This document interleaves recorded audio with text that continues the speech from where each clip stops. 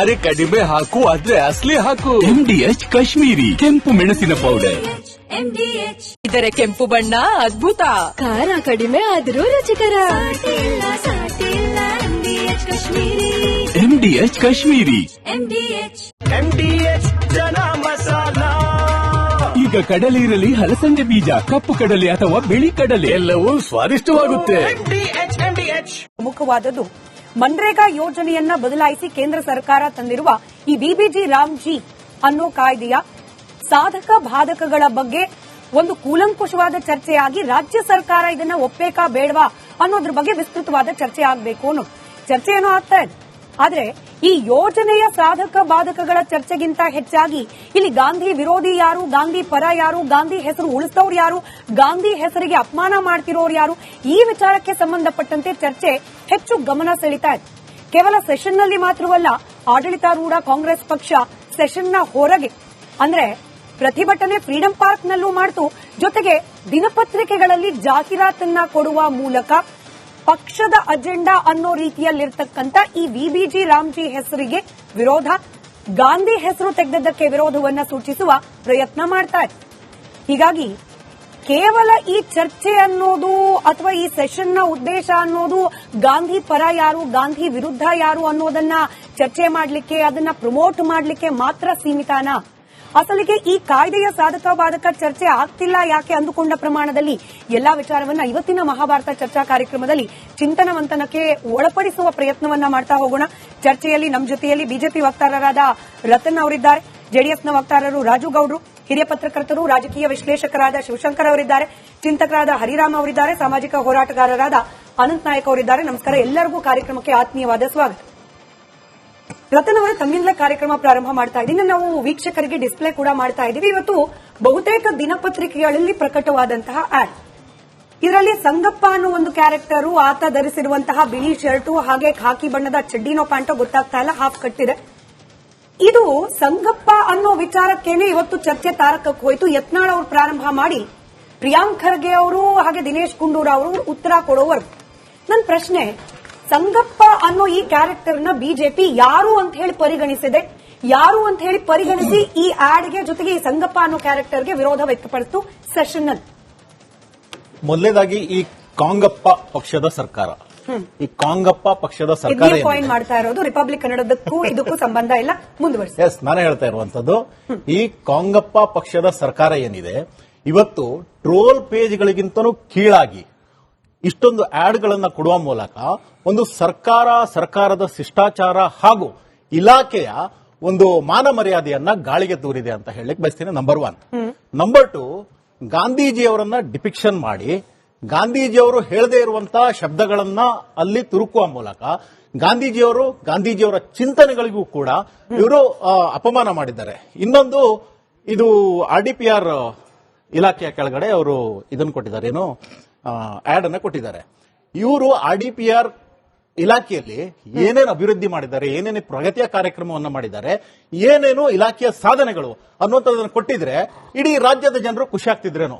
ಆದರೆ ಎಲ್ಲೋ ಒಂದ್ ಕಡೆ ಈ ರಾಜ್ಯದ ಜನರ ಬೆವರಿನ ಟ್ಯಾಕ್ಸ್ ನ ಹಣವನ್ನ ಈ ರೀತಿ ಆಡ್ಗಳನ್ನು ಕೊಡುವ ಮೂಲಕ ಪೋಲ್ ಮಾಡಿ ಈ ಒಂದು ಸರ್ಕಾರ ರಾಜ್ಯದ ಜನತೆಯ ಒಂದು ನಂಬಿಕೆಗೂ ಕೂಡ ದೊಡ್ಡ ದ್ರೋಹವನ್ನ ಮಾಡಿದೆ ಅಂತ ಹೇಳಲಿಕ್ಕೆ ಬಯಸ್ತೀನಿ. ಅದರಿಂದಾಗಿ ಈ ಸರ್ಕಾರ ಹಾಗೂ RDPR ಇಲಾಖೆ, RDPR ಮಿನಿಸ್ಟರ್ ಕೂಡ ಅವರು ಕ್ಷಮೆ ಕೇಳಬೇಕು ಅಂತ ಹೇಳ್ಕೊಂಡು ನಾನು ಈ ಮೂಲಕ ಗಾಂಧೀಜಿ ಅವರ ಬಾಯಲ್ಲಿ ಬರದ ಮಾತುಗಳನ್ನ ಬಳಸಿದ್ದಾರೆ, ಗಾಂಧೀಜಿ ಅವರ ಒಂದು ಪಿಕ್ಚರ್ ಅನ್ನ ಕೂಡ ಬಳಸಿದ್ದಾರೆ ಅನ್ನೋದು ಅಷ್ಟೇ ಕೋಪಕ್ಕೆ ಕಾರಣ ಸರ್. ನಾನು ನೇರವಾಗಿ ಕೇಳ್ಬಿಡ್ತೀನಿ, ಸಂಗಪ್ಪ ಅಂತ ಬಳಸಿರೋದು ಸಂಘ ಪರಿವಾರಕ್ಕೆ ಕನೆಕ್ಟೆಡ್, ಆ ವೇಷಭೂಷಣ ಕೂಡ ಸಂಘ ಪರಿವಾರಕ್ಕೆ ಕನೆಕ್ಟೆಡ್, ಪರೋಕ್ಷವಾಗಿ ಕಾಂಗ್ರೆಸ್ ಸರ್ಕಾರ ಸಂಘ ಪರಿವಾರದ ಚಿಂತನೆಯಿಂದ ಪ್ರೇರಿತವಾಗಿ ವಿಬಿಜಿ ರಾಮ್ಜಿ ಅನ್ನೋ ಹೆಸರನ್ನು ತಂದಿದ್ದಾರೆ, ಗಾಂಧೀಜಿ ಕಿತ್ತಾಕಿದ್ದಾರೆ ಅನ್ನೋದನ್ನ ಜನರಿಗೆ ತಿಳಿಸೋ ಪ್ರಯತ್ನ ಮಾಡ್ತಿರೋದು ಬಿಜೆಪಿ ಪಕ್ಷಕ್ಕೆ ಸಹಿಸ್ಲಿಕ್ಕೆ ಆಗ್ತಾ ಇಲ್ಲ. ಹಾಗಾಗಿ ವಿರೋಧ. ಗಾಂಧಿಗಿಂತ ಹೆಚ್ಚಾಗಿ ಸಂಘ ಪರಿವಾರದ ಪ್ರಸ್ತಾಪ ಆಗಿರೋದು ಬಿಜೆಪಿ ಆಕ್ಷೇಪ ಕಾರಣವಾಗ್ತಿದೆ. ನೋಡಿ, ಎಲ್ಲೋ ಒಂದ್ ಕಡೆ ಇವರು ಸಂಗಪ್ಪ ಅಂತ ಹೇಳುವ ಮೂಲಕ ಈ ದೇಶದಲ್ಲಿ ದೇಶಕ್ಕೋಸ್ಕರ ಹೋರಾಡ್ತಾ ಇರುವಂತಹ, ದೇಶಕ್ಕೋಸ್ಕರ ಕೆಲಸ ಮಾಡ್ತಾ ಇರುವಂತಹ ಒಂದು ರಾಷ್ಟ್ರೀಯ ಸ್ವಯಂ ಸೇವಕ ಸಂಘ ಅವರ ಕೋಟಿ ಸ್ವಯಂ ಸೇವಕರಿಗೂ ಕೂಡ ಎಲ್ಲೋ ಒಂದ್ ಕಡೆ ಅಪಮಾನ ಮಾಡಿದ್ದಾರೆ, ಅವರಿಗೂ ಕೂಡ ಹರ್ಟ್ ಮಾಡಿದ್ದಾರೆ ಅನ್ಸುತ್ತೆ. ಆದ್ರೆ ಆಗ್ತಿರೋದು ಗಾಂಧಿ ಅವ್ರ ಜೊತೆ ಅಲ್ವಾ? ನೋಡಿ, ನಿಮಗೆ ಇವಾಗ ನಾನು ನೋಡ್ಕೊಂಡು ಬಂದ ಪ್ರಕಾರ ಸರ್ಕಾರಗಳು ಆಡ್ ಕೊಡೋದಕ್ಕೆ ಒಂದು ಶಿಷ್ಟಾಚಾರ ಅಂತ ಇರುತ್ತೆ. ನೋಡಿ, ನಾವೇನು ಯೋಜನೆ ತರ್ತಿರ್ತೀವಿ ಅದರ ಒಂದು ಸೇಲಿಯಂಟ್ ಪಾಯಿಂಟ್ಸ್ ಏನು, ಅದರ ಜನರಿಗೆ ಅದರಿಂದ ಲಾಭ ಏನಾಗುತ್ತೆ ಅನ್ನುವಂಥದ್ದು ಕೊಡ್ತಾರೆ. ಆದ್ರೆ ಈ ತರ ಕೊಡುವಂತದ್ದು ಎಲ್ಲಾದ್ರೂ ಇದೆಯಾ? ಇದೆಲ್ಲ ಒಂಥರ ಟ್ರೋಲ್ ಮಾಡುವಂತ ತರದಲ್ಲಿ ಕೊಟ್ಟಿದ್ದಾರೆ. ಆದ್ರಿಂದಾಗಿ ಎಲ್ಲೋ ಒಂದ್ ಕಡೆ ಇವರ ಒಂದು ನೆಗೆಟಿವ್ ಪ್ರೊಪಗಂಡ ಹಾಗೂ ಇವರ ದ್ವೇಷ, ಒಳಗಡೆ ಇರುವಂತ ದ್ವೇಷ, ಸಂಘ ಪರಿವಾರ RSS ಬಗ್ಗೆ ಇರುವಂತ ದ್ವೇಷ, ವಿಬಿಜಿ ರಾಮ್ಜಿ ಅಂತ ಬಂತಲ್ಲ, ರಾಮನ ವಿರುದ್ಧ ಇರುವಂತ ದ್ವೇಷ, ಹಾಗೂ ಇವರಿಗೆ 2 ವರ್ಷದಲ್ಲಿ ಇವ್ರು ಏನ್ ಕೆಲಸ ಮಾಡಿದಿರಿ ಅಂತ ನೀವು ಕೇಳದಿದ್ರೆ ಅವ್ರಿಗೆ ಕೊಡೋಕೆ ಏನೂ ಇಲ್ಲ. ಒಂದು ಸರ್ಕಾರ ಏನ್ ಮಾಡ್ಬೇಕು ಅಂತ ಹೇಳಿದ್ರೆ ಏನ್ ಕೆಲಸ ಮಾಡಿದ್ರಿ ಅಂತ ಹೇಳಿದ್ರೆ 1, 2, 3, 4 ಅಂತ ತೆಗೆದು ಹಿಂಗ್ ಬಿಡ್ಬೇಕು. ಆದ್ರೆ ಅವ್ರಿಗೆ ಯಾವುದೇ ಒಂದು ಅಭಿವೃದ್ಧಿ ಒಂದು ಕೆಲಸವನ್ನ ಮಾಡಿದೀನಿ ಅಂತ ಹೇಳಿ ಎದೆ ತಟ್ಟಿ ಹೇಳುವಂತ ಧೈರ್ಯ ಇಲ್ಲ. ಆದ್ರಿಂದಾಗಿ ಈ ತರ ಒಂದು ಏನೋ ಡೈವರ್ಷನ್ ಪಾಲಿಟಿಕ್ಸ್ ಮಾಡುವಂತ ಕೆಲಸವನ್ನ ಈ ಸರ್ಕಾರ ಮಾಡ್ತಿದೆ. ಇದು ಡೇ 1 ನಿಂದ ಮಾಡ್ತಿದೆ, ಹಾಗೂ 3 ವರ್ಷ ಕೂಡ ಏನು ಕೆಲಸ ಮಾಡದೇ ಇರುವುದರಿಂದ ಇಂತಹ ಒಂದು ಕೆಲಸಗಳಿಗೆ ಅವರು ಕೈ ಹಾಕ್ತಿದ್ದಾರೆ ಅಂತ ಹೇಳಿ. ಇದು ಬಿಜೆಪಿಯ ವಾದ. ರಾಜುಗೌಡ್ರೆ, ನಿಮ್ಮ ಪಕ್ಷ ಕೂಡ ಇದನ್ನು ಒಪ್ಪುತ್ತಾ? ಅಂದ್ರೆ ಗಾಂಧೀಜಿ ಅವರನ್ನ ಬಳಸಿಕೊಂಡು ಗಾಂಧೀಜಿ ಅವರು ಆಡದ ಮಾತುಗಳನ್ನ ಅವ್ರ ಬಾಯಲ್ಲಿ ತುರ್ಕೋ ಪ್ರಯತ್ನ ಮಾಡಿ ಗಾಂಧೀಜಿ ಅವರಿಗೆ ಕಾಂಗ್ರೆಸ್ ಪಕ್ಷ ಅವಮಾನ ಮಾಡಿದೆ ಅನ್ನೋ ನಿಮ್ಮ ಮೈತ್ರಿ ಪಕ್ಷದ ವಾದ ನಿಮಗೆ ಸರಿ ಅನ್ಸುತ್ತಾ? ಈಗ ಸಾಮಾಜಿಕ ಬದ್ಧತೆ ಇರೋ ಚಿಂತನೆ ವಿಚಾರಗಳನ್ನ ನೀವೇ ವ್ಯಕ್ತಪಡಿಸ್ತಾ ಇದ್ದೀರಿ. ಸೊ ಗಾಂಧೀಜಿ ಅಂದ್ರೆ ಈ ದೇಶಕ್ಕೆ ಮಹಾತ್ಮ ಗಾಂಧಿ ಅನ್ನೋ ಒಂದು ಭಾವನೆ ನಾವು ಅಲ್ಲಿ ಇಟ್ಕೊಂಡಿದೀವಿ.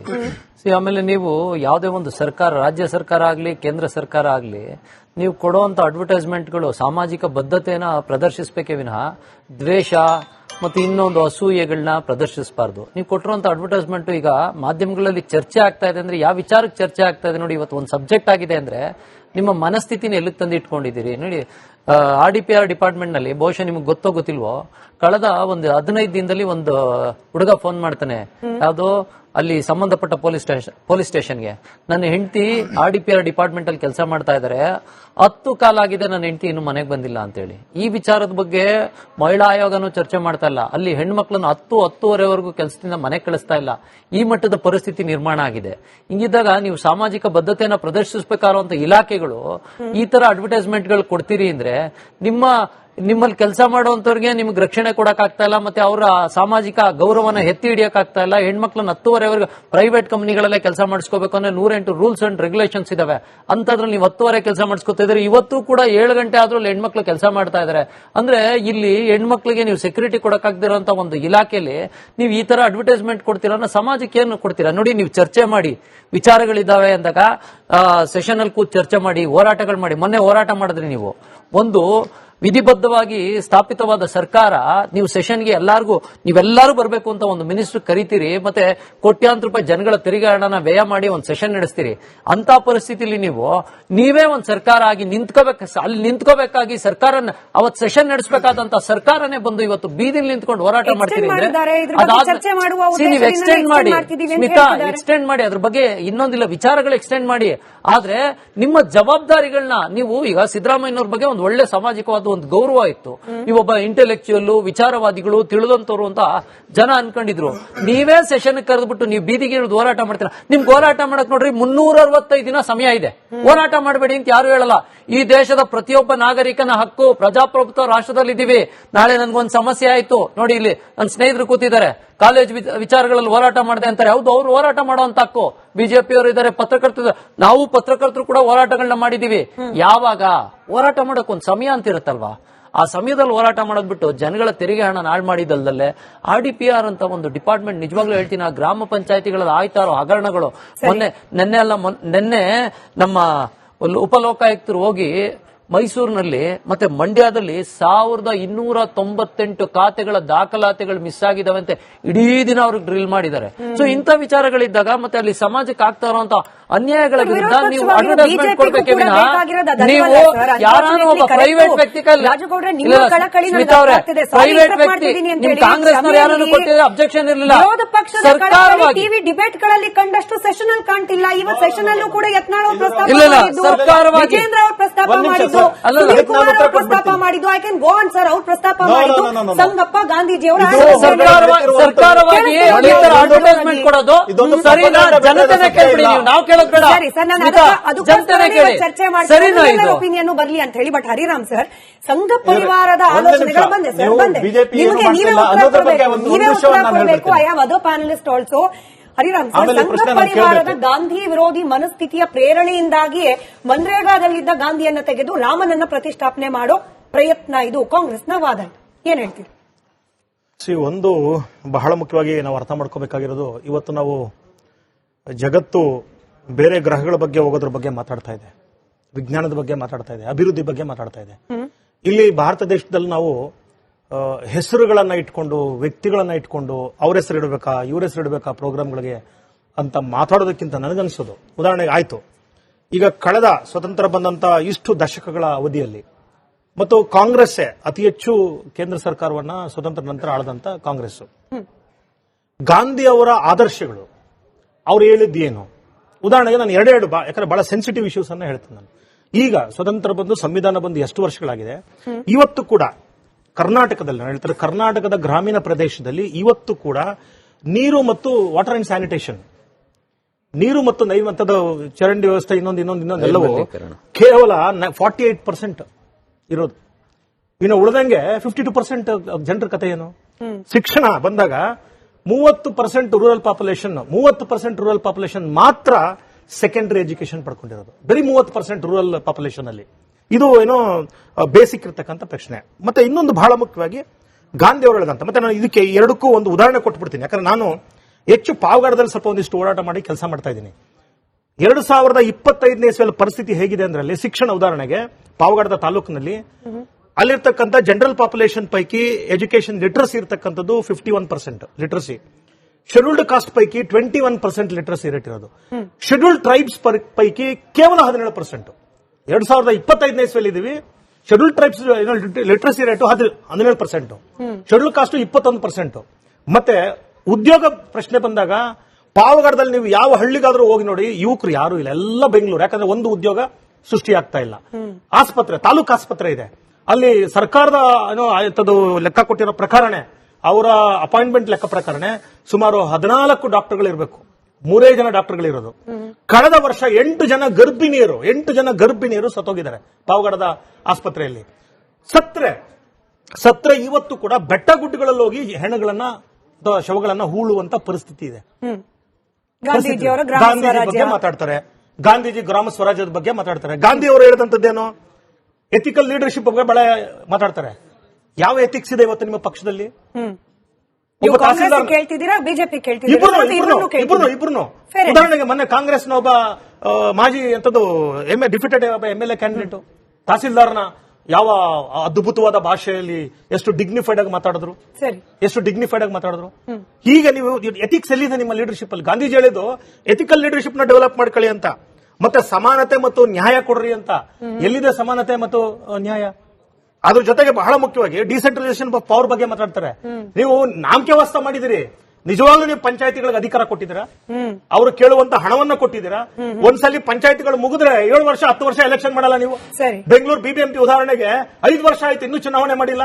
ಗ್ರಾಮ ಪಂಚಾಯತಿಗಳು, ಜಿಲ್ಲಾ ಪಂಚಾಯತಿ, ತಾಲೂಕ್ ಪಂಚಾಯತಿ ಎಲೆಕ್ಷನ್ ಮಾಡಲ್ಲ. ಗಾಂಧಿ ಅದನ್ನ ಮಾಡಲ್ಲ. ಗಾಂಧಿ ಹೆಸರಿಡ್ರಿ, ಗಾಂಧಿ ಹೆಸರಲ್ಲಿ ರಾಜಕಾರಣ, ರಾಮನ ಹೆಸರಲ್ಲಿ ರಾಜಕಾರಣ. ಅವರ ಆದರ್ಶಗಳ ಬಗ್ಗೆ ಮಾತಾಡಬೇಕೆ ಹೊರತು ಹೆಸರು ಬಗ್ಗೆ ಮಾತಾಡೋದ್ರಿಂದ ಏನು ಪ್ರಯೋಜನ? ಹೆಸರಲ್ಲೇ ಅಲ್ವಾ ಸರ್ ಎಲ್ಲ ನಡೀತಿರೋದು. ನಾನು ಅನಂತ್ ಅವರಿಗೆ ಪ್ರಶ್ನೆ ಕೇಳಲಿಕ್ಕೆ ಮುಂಚೆ PC ಮೋಹನ್ ಅವರು ಟ್ವೀಟ್ ಒಂದನ್ನ ಮಾಡಿದ್ರು. ಇದನ್ನ ವೆರಿಫೈ ಮಾಡೋ ಪ್ರಯತ್ನ ರಿಪಬ್ಲಿಕ್ ಕನ್ನಡ ಕೂಡ ಮಾಡ್ತಾ ಇದೆ. ಬಹುಶಃ ನಾಳೆ ಬೆಳಗ್ಗೆ ಒಳಗೆ ಅದರ ರಿಪೋರ್ಟ್ಸ್ ಕೂಡ ಬರುತ್ತೆ. ಸಾಧ್ಯ ಆದ್ರೆ PC ಮೋಹನ್ ಅವರ ಟ್ವೀಟ್ ಅನ್ನ ಸ್ಕ್ರೀನ್ ಮೇಲೆ ತನ್ನಿ ಸರ್. ಹೆಸರು ಬದಲಾವಣೆ ಬಗ್ಗೆ, ಅದರಲ್ಲೂ ಗಾಂಧೀಜಿ ಅವರ ಹೆಸರನ್ನ ತೆಗೆದಿರೋ ವಿಚಾರಕ್ಕೆ ಫುಲ್ ಸ್ಕ್ರೀನ್ ತಗೊಳ್ಳಿ ಸಾಧ್ಯ ಆದ್ರೆ. ಈಗ ಲಿಟ್ರಲಿ ಬೊಬ್ಬೆ ಹೊಡಿತಿರುವ ಈ ತರದ ಪದ ಪ್ರಯೋಗ ಮಾಡ್ಲಿಕ್ಕೆ ಕಷ್ಟ, ಬಟ್ ಸ್ಟಿಲ್ ಹಾಗೆ ಆಗಿದೆ ಪರಿಸ್ಥಿತಿ ಅನ್ನೋ ಕಾರಣಕ್ಕೆ ಬೊಬ್ಬೆ ಹೊಡಿತಿರುವ ಕಾಂಗ್ರೆಸ್ ಪಕ್ಷ ಗಾಂಧಿನಗರದ ವಾರ್ಡ್ 1ರಲ್ಲಿದ್ದ ಗಾಂಧಿ ಹೆಸರನ್ನ ತೆಗೆದು ನೆಹರು ನಗರ ಅಂತ ಮಾಡಿದೆ ಅಂತ ಹೇಳಿ PC ಮೋಹನ್ ಅವರು ಆರೋಪ ಮಾಡ್ತಾ ಇರೋದು. ಅಂದ್ರೆ ಗಾಂಧಿ ಹೆಸರಿನ ಬಗ್ಗೆ ಕಾಂಗ್ರೆಸ್ಗಿರುವ ಒಲವು ಇಷ್ಟೇನಾ ಅನ್ನೋ ಪ್ರಶ್ನೆಯನ್ನ PC ಮೋಹನ್ ಅವರು ಕೇಳ್ತಿದ್ದಾರೆ. ಆನಂದ್ ಸರ್, PC ಮೋಹನ್ ಅವರ ಟ್ವೀಟು ನೀವು ಹೇಳಿದಿರಿ, ಅದನ್ನ ಮಾತನಾಡೋಣ. ಅದಕ್ಕೂ ಮುಖ್ಯವಾಗಿ ಇವತ್ತಿನ ಚರ್ಚೆ ವಿಷಯ ಡೈಲ್ಯೂಟ್ ಆಗಬಾರ್ದು ಅನ್ನೋ ಕಾರಣಕ್ಕಾಗಿ ನಾನು ಹೇಳ್ತಾ ಇದ್ದೀನಿ. ಒಂದು ಉದ್ಯೋಗ ಖಾತ್ರಿ ಅನ್ನುವಂತ ಒಂದು ಮಹತ್ವಾಕಾಂಕ್ಷಿ ಯೋಜನೆ, ಆ ಯೋಜನೆಯನ್ನ ಸಂಪೂರ್ಣವಾಗಿ ಅದನ್ನು ದಿಕ್ತಪ್ಪಿಸುವಂತ ಕೆಲಸವನ್ನ ಕೇಂದ್ರ ಸರ್ಕಾರ ಮಾಡಿರೋದು ಗೊತ್ತಿರುವ ಸತ್ಯ. ಇಡೀ ಅದಕ್ಕೆ ಕೇಂದ್ರ ಸರ್ಕಾರದಿಂದ ಇದ್ದಂತಹ ರಕ್ಷಣೆ, ಆರ್ಥಿಕ ಸಹಾಯ ಇವನ್ನೆಲ್ಲವನ್ನೂ ಅದು ಹಿಂದೆ ಸರ್ಕೊಂಡು ರಾಜ್ಯಗಳ ಮೇಲೆ ಅದನ್ನು ಹಾಕಿದೆ ದಿವಾಳಿ ಮಾಡಿದೆ. ಎರಡನೇದು ಅದನ್ನ ಇಡೀ ಆರ್ಥಿಕ ಶಕ್ತಿಯನ್ನ ನಾವು ಕುಗ್ಗಿಸಿರೋದ್ರ ಬಗ್ಗೆ ಮಾತಾಡೋದನ್ನ ಬಿಟ್ಟು ಅದ್ರ ಜೊತೆ ಇನ್ನೊಂದು ಏನಂದ್ರೆ ಅದರ ಹೆಸರನ್ನ ಬದಲಾವಣೆ ಮಾಡಿದ್ದು. ಇಲ್ಲಿ ಗಾಂಧಿ ಹೆಸರಿರ್ಬೇಕಾ, ರಾಮನ ಹೆಸರಿರ್ಬೇಕಾ, ನಿಮ್ಮ ಹೆಸರಿರ್ಬೇಕಾ, ನನ್ನ ಹೆಸರಿರ್ಬೇಕಾ ಅನ್ನೋದು ಮುಖ್ಯ ಅಲ್ಲ.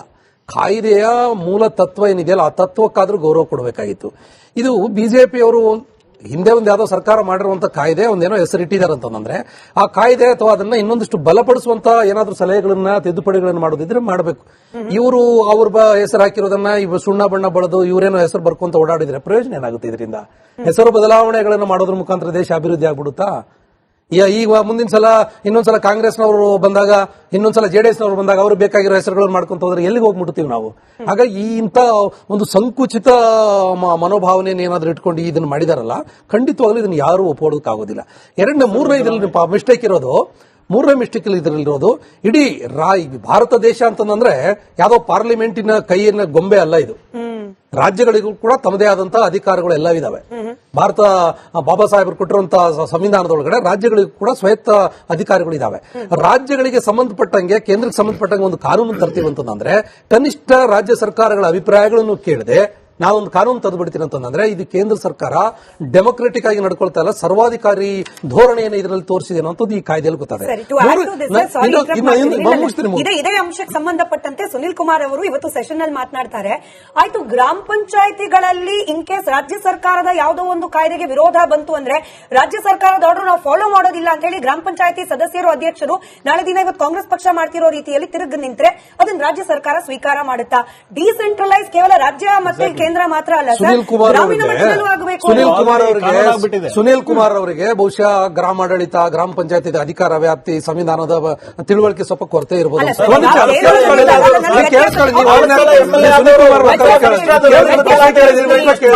ವ್ಯತ್ಯಾಸ ತಿಳಿಸ್ತೀನಿ. ಆಯ್ತು, ನನಗಿರೋ ಅನುಮಾನ ಸರ್, ನಮ್ಮ ವೀಕ್ಷಕರಿಗೂ ತಿಳಿಸ್ಬಿಡಿ.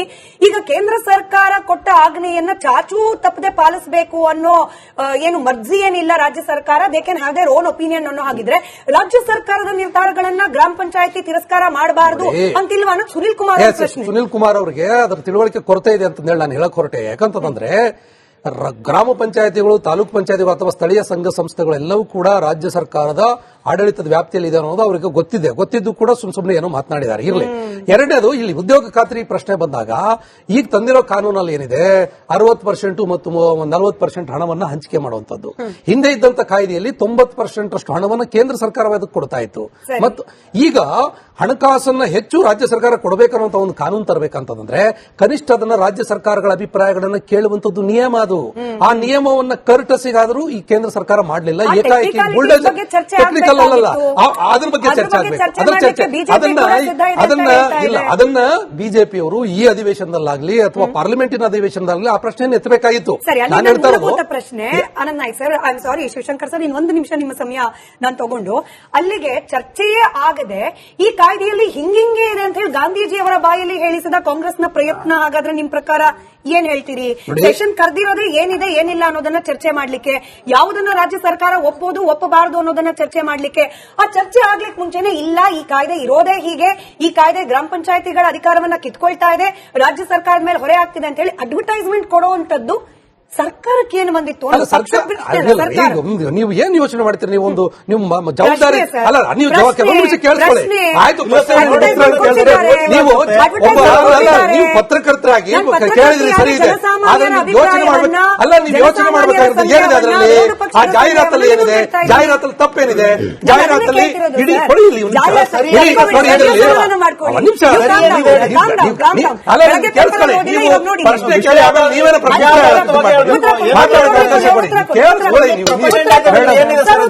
ನನ್ನ ಜೊತೆ ಮಾತಾಡ್ತಾರೆ. ಆಮೇಲೆ ಮಾತಾಡಿ, ನೀವೇ ಕಷ್ಟೊಂದು ನೋಡಿ. ಇದು ಜಾಹೀರಾತು ಸರ್ಕಾರ ಜನರನ್ನ ಜಾಗೃತಿಗೊಳಿಸೋದಕ್ಕೆ ಪ್ರತಿ ಇಲಾಖೆಗಳಲ್ಲಿ ಹಣಕಾಸನ್ನು ನಿಗದಿಟ್ಟಿರ್ತಾರೆ. ಆ ನಿಗದಿ ಇರೋ ಹಣಕಾಸನ್ನ ಜಾಹೀರಾತು ನಿಮ್ದೇ ಮಾಧ್ಯಮಗಳಿಗೆ ಇದನ್ನು ಕೊಟ್ಟು ಪ್ರಚಾರ ಪಡಿಸ್ತಾರೆ. ನಿಮ್ಗೆ ಏನಾದ್ರೂ ಅದರಲ್ಲಿ ಮಾನಹಾನಿಕಾರಿ ಆಗಿರುವಂತದ್ದು, ಅಪಮಾನಕಾರಿ ಆಗಿರೋದು, ವಿರುದ್ಧ ಆಗಿರೋದು ಇದ್ರೆ ಅದ್ರ ವಿರುದ್ಧ ಕೇಸ್ ಹಾಕಬಹುದು. ಅದನ್ನ ನೀವು ವಾಗ್ವಾದ ಮಾಡಬಹುದು, ಚರ್ಚೆ ಮಾಡಬಹುದು. ಇಲ್ಲಿ ಪ್ರಶ್ನೆ ಇರೋದು, ನಾನೊಬ್ಬ ನಾಗರಿಕ ನೀವು ಇದೆಲ್ಲ ಇರೋ ಅಂಶ ಇದೆಯಲ್ಲ, ಇಡೀ ಒಂದು ಉದ್ಯೋಗ ಖಾತ್ರಿ ಯೋಜನೆಯನ್ನ ಡೈಲ್ಯೂಟ್ ಮಾಡಿ ಆ ಇಡೀ ಯೋಜನೆಯ ಶಕ್ತಿಯನ್ನ ಕುಂದಿಸುವಂತ ಕೆಲಸವನ್ನು ಕೇಂದ್ರ ಸರ್ಕಾರ ಮಾಡಿದಾಗ ಅದನ್ನು ಜಾಗೃತಿಗೊಳಿಸೋದಕ್ಕೆ ರಾಜ್ಯ ಸರ್ಕಾರ ಜಾಹೀರಾತು ಕೊಟ್ಟಿದೆ. ಈ ಜಾಹೀರಾತಿನ ಮುಖ್ಯ ಅಂಶವನ್ನು ನಿಮ್ಗೆ ಗಮನಿಸ್ತಾ ಇಲ್ಲ. ಜಾಹೀರಾತಿನ ಮಹತ್ವವನ್ನು ಅರ್ಥ ಮಾಡ್ಕೊಳ್ತಾ ನಿಮಗೆ ಬೇಕಾದ ರೀತಿಯಲ್ಲಿ ಡೈಲ್ಯೂಟ್ ಮಾಡ್ತಾ ಇದ್ದೀವಿ. ನೀವು ಪ್ರಶ್ನೆ ಅಲ್ಲ, ನಿಮ್ಮ ಪ್ರಶ್ನೆ ಅಲ್ಲ, ಅದು ನಿಮ್ಮ ಅಭಿಪ್ರಾಯ. ಅದು ಇದು ಪ್ರಶ್ನೆ ಅಲ್ಲ, ನಾನು ಹೇಳ್ತೀನಿ, ಪ್ರಶ್ನೆ ಅಲ್ಲ. ನೀವೊಂದು ರೀತಿಯಲ್ಲಿ ನೀವು ಪೂರ್ವಗ್ರಹ ನೋಡಿ, ನೀವು ಬಿಜೆಪಿ ಹೋಗ್ತಾರಾಗ್ಬೇಡಿ. ನಾನು ಹೇಳೋದು ನೀವು ಬಿಜೆಪಿ ಹೋಗ್ತಾರಾಗ್ಬೇಡಿ. ನೀವು ಬಿಜೆಪಿ ನೀವು ರಿಪಬ್ಲಿಕ್ ಪ್ರತಿನಿಧಿ ಕೇಳಿ ನಾನು ಹೇಳ್ತೀನಿ. ನನ್ನ ಮೇಲೆ ಬುಲ್ಡೋಸ್ ಮಾಡಿ ಪ್ರಶ್ನೆ ನೀವು ಪ್ರಶ್ನೆ ಕೇಳಿ, ಇವ್ರು ಹೇಳ್ತೀನಿ ಹೇಳಿ ಹೇಳಿ ಏನ್ ಪ್ರಶ್ನೆ ಇದರಲ್ಲಿ ನೋಡಿ. ಈ ಜಾಹೀರಾತಲ್ಲಿ ಯಾವ ಕಾಲಮಲ್ಲಿ ಪ್ರಾಬ್ಲಮ್ ಇದೆ? ಈ ಪ್ರಾಬ್ಲಮ್ ಏನ್ ಪ್ರಾಬ್ಲಮ್ ಇದೆ? ಏನ್ ಪ್ರಾಬ್ಲಮ್ ಇದೆ ಹೇಳಿ. ನಮ್ಮ ಪಾಯಿಂಟ್ ಮಾಡ್ಕೊತೀನಿ ಹೇಳಿ. ನನ್ನ ಸಂದೇಹ ಇದ್ದದ್ದು ಕೇಂದ್ರ ಸರ್ಕಾರದ ಕಾಯ್ದೆಯಲ್ಲಿ ಏನಿದೆ ಏನಿಲ್ಲ ಅನ್ನೋದನ್ನ ಚರ್ಚೆ ಮಾಡ್ಲಿಕ್ಕೇನೆ ಸೆಷನ್ಸ್ ಕರೆದಿರುವಾಗ, ಆ ಚರ್ಚೆ ಇನ್ನು ಸದನದಲ್ಲಿ ಆಗದಲೇ ಇರುವಾಗ ಕಾಂಗ್ರೆಸ್ ನೇತೃತ್ವದ ಸರ್ಕಾರಕ್ಕೆ ಅಡ್ವರ್ಟೈಸ್ಮೆಂಟ್ ಕೊಡುವಂತಹ ಜಲ್ದಿ ಏನಿತ್ತು ಕೊಡಬಾರ್ದು ಅಂತ ನಿಯಮ ಇದೆಯಾ? ಶಿವಶಂಕರ್ ಸರ್ ಪ್ರತ್ಯೇಕವಾಗಿ ನೀವು ಇಷ್ಟು ನನ್ನ ಸರ್ಕಾರಗಳಿಗೆ ಜಾಹೀರಾತು ಇಂಥ ದಿನ ಕೊಡಬೇಕು, ಇಂಥ ದಿನ ಕೊಡಬಾರ್ದು ಅಂತಲ್ಲ. ನೋಡಿ, ನೀವು ಪ್ರಶ್ನೆ ಕೇಳಿದ್ರೆ ಆಗಲೇ ಹೋಗೋದಲ್ಲ. ಕೇಳಿಸ್ಕೊಳ್ಳಿ. ಇಲ್ಲ, ನಿಮ್ಮ ಅಭಿಪ್ರಾಯ ನೀವು ಪ್ರಶ್ನೆ ಕೇಳಿದ್ರಿ, ರಾಜ್ಯ ಸರ್ಕಾರಕ್ಕೆ ಇಂಥ ದಿನನೇ ಜಾಹೀರಾತು ಕೊಡಬೇಕು, ಹೀಗೇನೆ ಜಾಹೀರಾತು ಕೊಡಬೇಕಂತಂದ್ರೆ ನಿಯಮಗಳಿದೆ. ಉಲ್ಲಂಘನೆ ಆಗಿದೆ. ಶಿವಶಂಕರ್ ಸರ್ ಇವತ್ತು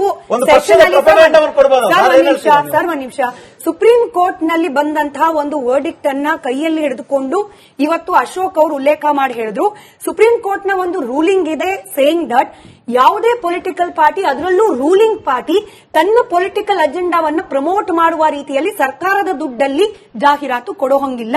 ಇದು ಸುಪ್ರೀಂ ಕೋರ್ಟ್ ನ ರೂಲಿಂಗ್ ಅಂತ ಹೇಳಿ ಅಶೋಕ್ ಅವರು ಹೇಳಿದ್ದಾರೆ. ನಿಜಾನ ಸರ್ ಇದು? ಇದು ಏನಂದ್ರೆ ಕಾನೂನಿನಲ್ಲಿ ಎರಡಿದೆ, ಒಂದು ಲೆಟರ್ ಅಂಡ್ ಸ್ಪಿರಿಟ್ ಅಂತ. ಈಗ ಸಾಮಾನ್ಯವಾಗಿ ನಾವು ಕಾನೂನನ್ನ ಸ್ಪಿರಿಟ್ ಅಲ್ಲಿ ಅದರ ಒಂದು ಭಾವನೆ ಏನಿದೆ, ಅದರ ಉದ್ದೇಶ ಏನಿದೆ ಅದನ್ನು ಫಾಲೋ ಮಾಡಬೇಕು. ಲೆಟರ್ ಅನ್ನೇ ಫಾಲೋ ಮಾಡುವಾಗ ಏನಾಗುತ್ತೆ, ಅದು ನಮ್ಮ ಅನುಕೂಲಕ್ಕೆ ತಕ್ಕ ಹಾಗೆ ನಾವು ಅನುಕೂಲ ಸಿಂಧು ಇದು ಮಾಡ್ಕೊಂಡು ಹೋಗ್ತೀವಿ. ಇಲ್ಲಿ ಮೇಯ್ನು ಈ ಜಯರಾಮ್ಜಿ ಈ ತರದ್ದೆಲ್ಲ ಏನ್ ನಡೀತಾ ಇದೆ, ಅದ್ರಲ್ಲಿ ನನಗೆ ಒಂದು ಕನ್ಸರ್ನ್ ಇರೋದೇನಂತಂದ್ರೆ, ಯಾವುದೇ ವಿಷಯ ತಗೊಳ್ಳಿ ಅದನ್ನ ರಾಜಕೀಯವಾಗಿ ನೋಡುವಂಥದ್ದು, ಆಮೇಲೆ ರಾಜಕೀಯ ಲಾಭಕ್ಕೋಸ್ಕರನೇ ಈ ವಿಷಯಗಳನ್ನ ಉಪಯೋಗಿಸ್ಕೊಳ್ಳುವಂತ ಒಂದು ಜಾಡ್ಯ ಈ ಪಕ್ಷಗಳಿಗೆ, ರಾಜಕೀಯ ಪಕ್ಷಗಳಿಗೆ ಬಂದಿದೆಯಲ್ಲ, ಅದು ಇಲ್ಲಿನ ಸಮಸ್ಯೆ. ಈಗ ಏನು ಅಂತಂದ್ರೆ, ಇಲ್ಲಿ ನಾವು ಈ ಎರಡೂ ಪಾರ್ಟಿಗಳು ಸಮಯ ಬಂದಾಗ ಬಿಜೆಪಿ ಕಾಂಗ್ರೆಸ್ ಎರಡೂ ಏನ್ ಹೇಳ್ತವೆ, ಈ ದ್ವೇಷ ರಾಜಕೀಯ ಮಾಡಬಾರ್ದು, ನಾವು ಏನು ಹೇಟ್ ಪಾಲಿಟಿಕ್ಸ್ ಮಾಡಬಾರ್ದು ಅಂತ ಹೇಳ್ತಾರೆ. ಇಬ್ರು ಮಾಡೋದು ಅದನ್ನೇ. ಈಗ ಉದಾಹರಣೆಗೆ ಈಗ Congress, BJP at the centre ಏನ್ ಮಾಡುತ್ತೋ, ಒಂದು ಇದನ್ನು NEP ನ್ಯಾಷನಲ್ ಎಜುಕೇಶನ್ ಪಾಲಿಸಿ ಅಂತ ತಂದ್ರು. ಇವರು ಬಿಜೆಪಿ ಅವರು ಮಾಡಿದ್ರಲ್ಲ ಅನ್ನೋ ಒಂದೇ ಒಂದು ಕಾರಣ ಕಾಂಗ್ರೆಸ್ ಸರ್ಕಾರ ತಮಗೆ ಅಂದ್ರೆ ಅವಕಾಶ ಇರೋದು ಕರ್ನಾಟಕದಲ್ಲಿ ಮಾತ್ರ. ಅದನ್ನ NEP ನ ಸ್ಕ್ರಾಪ್ ಮಾಡ್ಬಿಟ್ಟು ನಮ್ದೇ ಆದಂತ SEP ತರ್ತೀವಿ ಅಂತ ಹೇಳಿದ್ರು. ಎಲ್ಲಿದೆ ಅದು SEP?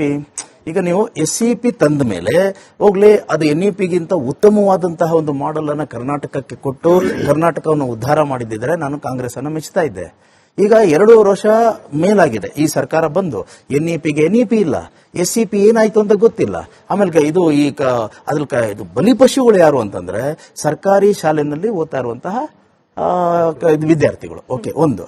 ಇನ್ನು ಬಿಜೆಪಿನ ಇವರೇನ್ ಮಾಡಿದ್ರು, ಮನ್ರೇಗಾ ಅನ್ನೋದು 2005ರಲ್ಲಿ ಅವತ್ತಿನ ದೇಶದ ಪರಿಸ್ಥಿತಿಗೆ ಭೀಕರ ಬರಗಾಲ ಬಂದಾಗ, ಕೃಷಿ ಚಟುವಟಿಕೆಗಳು ನಡೀದೇ ಇರುವಾಗ, ಇಲ್ಲಿ ಕೃಷಿಕರಿಗೆ ಮತ್ತೆ ಕೃಷಿ ಅಂದ್ರೆ ರೂರಲ್ ಏರಿಯಾದಲ್ಲಿರುವಂತಹ ಜನಗಳಿಗೆ ಉದ್ಯೋಗ ಖಾತ್ರಿ ಕೊಡೋಣ ಅನ್ನುವಂತ ಒಂದು ಒಳ್ಳೆ ಒಂದು ಚಿಂತನೆಯಿಂದ ಬಂದಂತಹ ಒಂದು ಇದು ಕಾಂಗ್ರೆಸ್ನವ್ರು ಮಾಡಿದ್ರಲ್ಲ ಅನ್ನೋ ಕಾರಣಕ್ಕೆ ಬಿಜೆಪಿ ಅವರು ತೆಗೆದ್ಬಿಟ್ಟು, ಆಮೇಲೆ ಅಲ್ಲಲ್ಲ ನೀವು ನೋನೋ ನಾನೇನು ಇದು ನೀವು ವಿರುದ್ಧ ಅಲ್ಲ, ಒಂದ್ ನಿಮಿಷ ಹೇಳಿ, ಎರಡನ್ನೂ ಹೇಳ್ತಾ ಇರೋದು.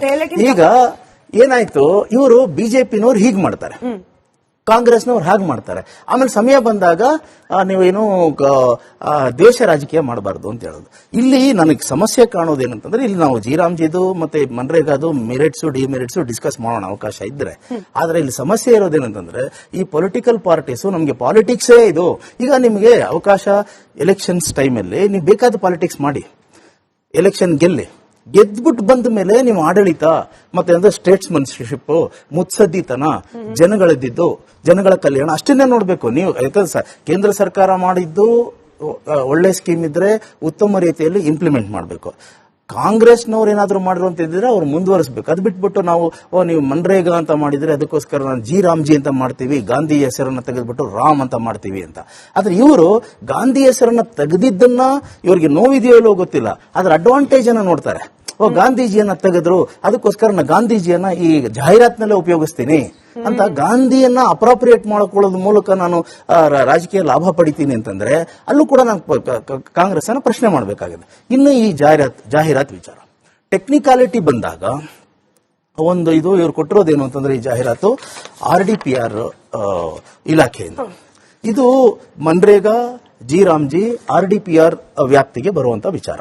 ಹಾಗಾಗಿ it is all in its right to give ಏನಂದ್ರೆ ಅಡ್ವರ್ಟೈಸ್ಮೆಂಟ್. ಅಂದ್ರೆ ಇದು RDPR ಇಲಾಖೆ ಬಂದು ಈ ಜಿ ರಾಮ್ಜಿ ಇದು ಏನು ಆಕ್ಟ್ ಅನ್ನ ಇಂಪ್ಲಿಮೆಂಟ್ ಮಾಡಬೇಕಾಗಿರುವಂತಹ ಒಂದು ಇಲಾಖೆ. ಅದಕ್ಕೋಸ್ಕರ ಆ ಸಬ್ಜೆಕ್ಟ್ ಬಗ್ಗೆ ಯಾವ ರೀತಿಯಲ್ಲಾದ್ರೂ ಜಾಹೀರಾತು ಅವರು ಕೊಡಬಹುದು, ಇಲ್ಲ ಅಂತಲ್ಲ. ಆದರೆ ಆಡಳಿತಾರೂಢ ಪಕ್ಷದ ಪೊಲಿಟಿಕಲ್ ಅಜೆಂಡಾಗಳನ್ನ ಪ್ರತಿಪಾದಿಸುವುದು ಇಲ್ಲ, ಅದು ನಾವು ನನ್ನ ಪ್ರಶ್ನೆ ಅಲ್ಲ ಸರ್, ಇದು ಸೆಷನಲ್ ಕರೆಕ್ಟ್. ಆದ್ರೆ ಟೆಕ್ನಿಕಲ್ ಆಗಿ ನಾನು ಹೇಳ್ತಾ ಇರೋದು, ಟೆಕ್ನಿಕಲ್ ಆಗಿ ನಮಗೆ ನಾವು ನೋಡೋ ದೃಷ್ಟಿಯಿಂದ ಇದು ರಾಜಕೀಯ ಮಾಡ್ತಾ ಇದ್ದಾರೆ ಅದು ನಾನೇ ಹೇಳ್ತಾ ಇದ್ದೀನಿ ರಾಜಕೀಯ. ಆದರೆ ಟೆಕ್ನಿಕಲ್ ಆಗಿ ಅವ್ರನ್ನ ತಡೆಯಕ್ಕಾಗಲ್ಲ. ಯಾಕೆಂದ್ರೆ ಅದು RDPR ಈಗ ಕನ್ನಡ ಮತ್ತು ಸಂಸ್ಕೃತಿ ಇಲಾಖೆ ಕೊಟ್ಟು ಏನಾದ್ರು ಕೊಟ್ಟು ನಿಮ್ಗೂ ಅದಕ್ಕೆ ಏನ್ ಸಂಬಂಧ ಅಂತ ಕೇಳಬಹುದು. ಆದರೆ RDPR ಇಲಾಖೆ ಬಂದು ಈ ಸ್ಕೀಮ್ ಅನ್ನ ಇಂಪ್ಲಿಮೆಂಟ್ ಮಾಡುವಂತಹ ಒಂದು ಇಲಾಖೆ. ಅದ್ರ ಬಗ್ಗೆ ತನಗೆ ಬೇಕಾದ ರೀತಿಯಲ್ಲಿ ಅವರು ಜಾಹೀರಾತು ಕೊಡಬಹುದು, ತಪ್ಪಲ್ಲ. ಆದ್ರೆ ಒಳಗಿನ ಉದ್ದೇಶ ಏನಿದೆ ಅನ್ನೋದು ನಾವು ನೋಡ್ತಾ ಇದ್ದೀವಿ. ಈ ಗಾಂಧೀಜಿಯವ್ರನ್ನ ಇದ್ ಮಾಡ್ಕೊಂಡು ಈ ವ್ಯಂಗ್ಯ ಇದೆಲ್ಲ. ಸೊ ಇದೆಲ್ಲ ಹೇಗೆ ಅಂತಂದ್ರೆ ಅವರವರಿಗೆ ಬಿಡಬೇಕಾಗಿರುವಂತದ್ದು. ನೋಡಿ, ಒಂದು ಪಬ್ಲಿಕ್ ಲೈಫಲ್ಲಿ ಪ್ರೊಬಿಟಿ ಅಂತ ಒಂದಿದೆ.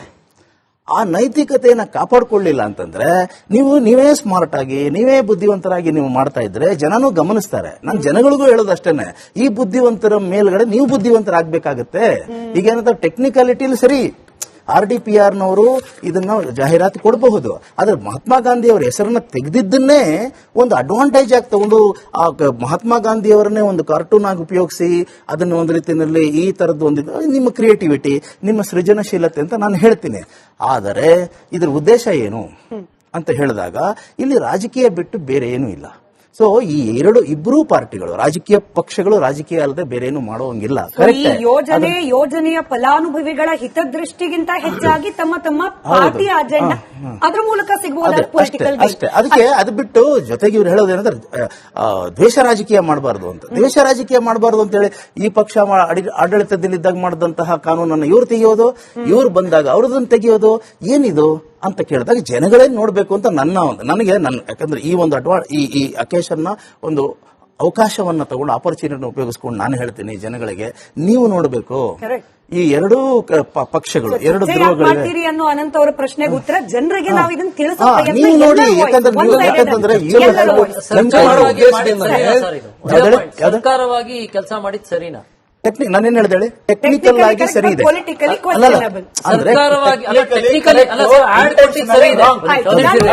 ಅಡ್ವರ್ಟೈಸ್ಮೆಂಟ್ ಕೊಟ್ಟಿರೋದು ನಂದು ಅಬ್ಜೆಕ್ಷನ್ ಇಲ್ಲ. RDPR ಡಿಪಾರ್ಟ್ಮೆಂಟ್ ಇಂದ ಏನ್ ಕೊಟ್ಟಿದ್ದಾರೆ ಅಡ್ವರ್ಟೈಸ್ಮೆಂಟ್ ಅದ್ರ ಬಗ್ಗೆ ಅಬ್ಜೆಕ್ಷನ್ ಇಲ್ಲ. ಆದ್ರೆ ಇಲ್ಲಿ ಈ ರೀತಿ ಕಂಟೆಂಟ್ ಬಳಸಿರೋದು ಸರಿ? ಅದನ್ನ ನಾನು ಹೇಳ್ತಾರೆ ಪ್ರಶ್ನೆ. ಈಗ ನೋಡಿ, ಈ ರೀತಿ ನೋಡಿ, ಒಂದ್ ಸರ್ಕಾರವಾಗಿ ಇಲ್ಲಿ ಸರ್ಕಾರ ಅಂದಿದ ತಕ್ಷಣ ಯಾವ ಪಕ್ಷಗಳು ಬರಲ್ಲ. RDPR ಅಂದಿದ ತಕ್ಷಣ RDPR ಮಿನಿಸ್ಟರ್ ಬರಲ್ಲ, ಅಲ್ಲಿ ಅಧಿಕಾರಿ ಬರ್ತಾರೆ, ಆಯುಕ್ತರು ಬರ್ತಾರೆ, ಸೆಕ್ರೆಟರಿ ಬರ್ತಾರೆ. ಸೆಕ್ರೆಟರಿ ಆಗಿದ್ಕೊಂಡು ಮಹಾತ್ಮ ಗಾಂಧಿ ಅವ್ರನ್ನ ಈ ರೀತಿ ಬಳಸ್ಕೊಳ್ಳೋದು, ಯಾವುದೋ ಒಂದು ವ್ಯಕ್ತಿದು ಫೋಟೋ ಹಾಕುವಂತದ್ದು, ಅದನ್ನ ಸಂಗಪ್ಪ ಅಂತ ಬಳಸುವಂತದ್ದು ಸರಿನಾ ಅನ್ನೋದು ನನ್ನ ಪ್ರಶ್ನೆ ಅಷ್ಟೇ. ಅದಕ್ಕೆ ನಿಮ್ಮ ಉತ್ತರ ಏನಂತಂದ್ರೆ, ಇವಾಗ ನೋಡಿ, ನಾವು ರಾಜೇಗೌಡ್ರೆ ನಿಮ್ಗೆ ನಾನೊಂದು ಒಂದು ಕೆಲಸ ಕೊಡ್ತೀನಿ ಅಂದ್ರೆ ಇದೊಂದು ಅಡ್ವರ್ಟೈಸ್ಮೆಂಟ್ ಕೊಡಿ ನಮ್ಮ ಪರವಾಗಿ ಅಂತ ಕೊಡ್ತೀವಿ. ಅವಾಗ ಅದ್ರ ಕಂಟೆಂಟ್ ಅನ್ನ ನೀವು ಹೇಗ್ ಮಾಡ್ತೀರಾ, ನಿಮ್ ಕ್ರಿಯೇಟಿವಿಟಿಗೆ ಸಂಬಂಧ ಬಿಟ್ಟಿದ್ದು. ನಾನು ಈ ತರ ಮಾಡ್ತೀನಿ ಅಂದ್ರೆ ತಮಾಷೆಯಾಗಿ ಹೇಳ್ತೀನಿ, ಇನ್ನೊಂದು ರೀತಿಯಲ್ಲಿ ನಾನು ಸೀರಿಯಸ್ ಆಗಿ ಕೊಡ್ತೀನಿ, ಆಮೇಲೆ ನಾನು ಪಿಕ್ಟೋರಿಯಲ್ ಆಗಿ ಕೊಡ್ತೀನಿ, ಟೆಕ್ಸ್ಟ್ ಮೂಲಕ ಕೊಡ್ತೀನಿ. ಇದು ಹೇಗ್ ಕೊಡ್ಬೇಕು ಹೇಗ್ ಕೊಡಬಾರದು ಅಂತ ನಾನು ನಿರ್ಧರಿಸಿದೆ.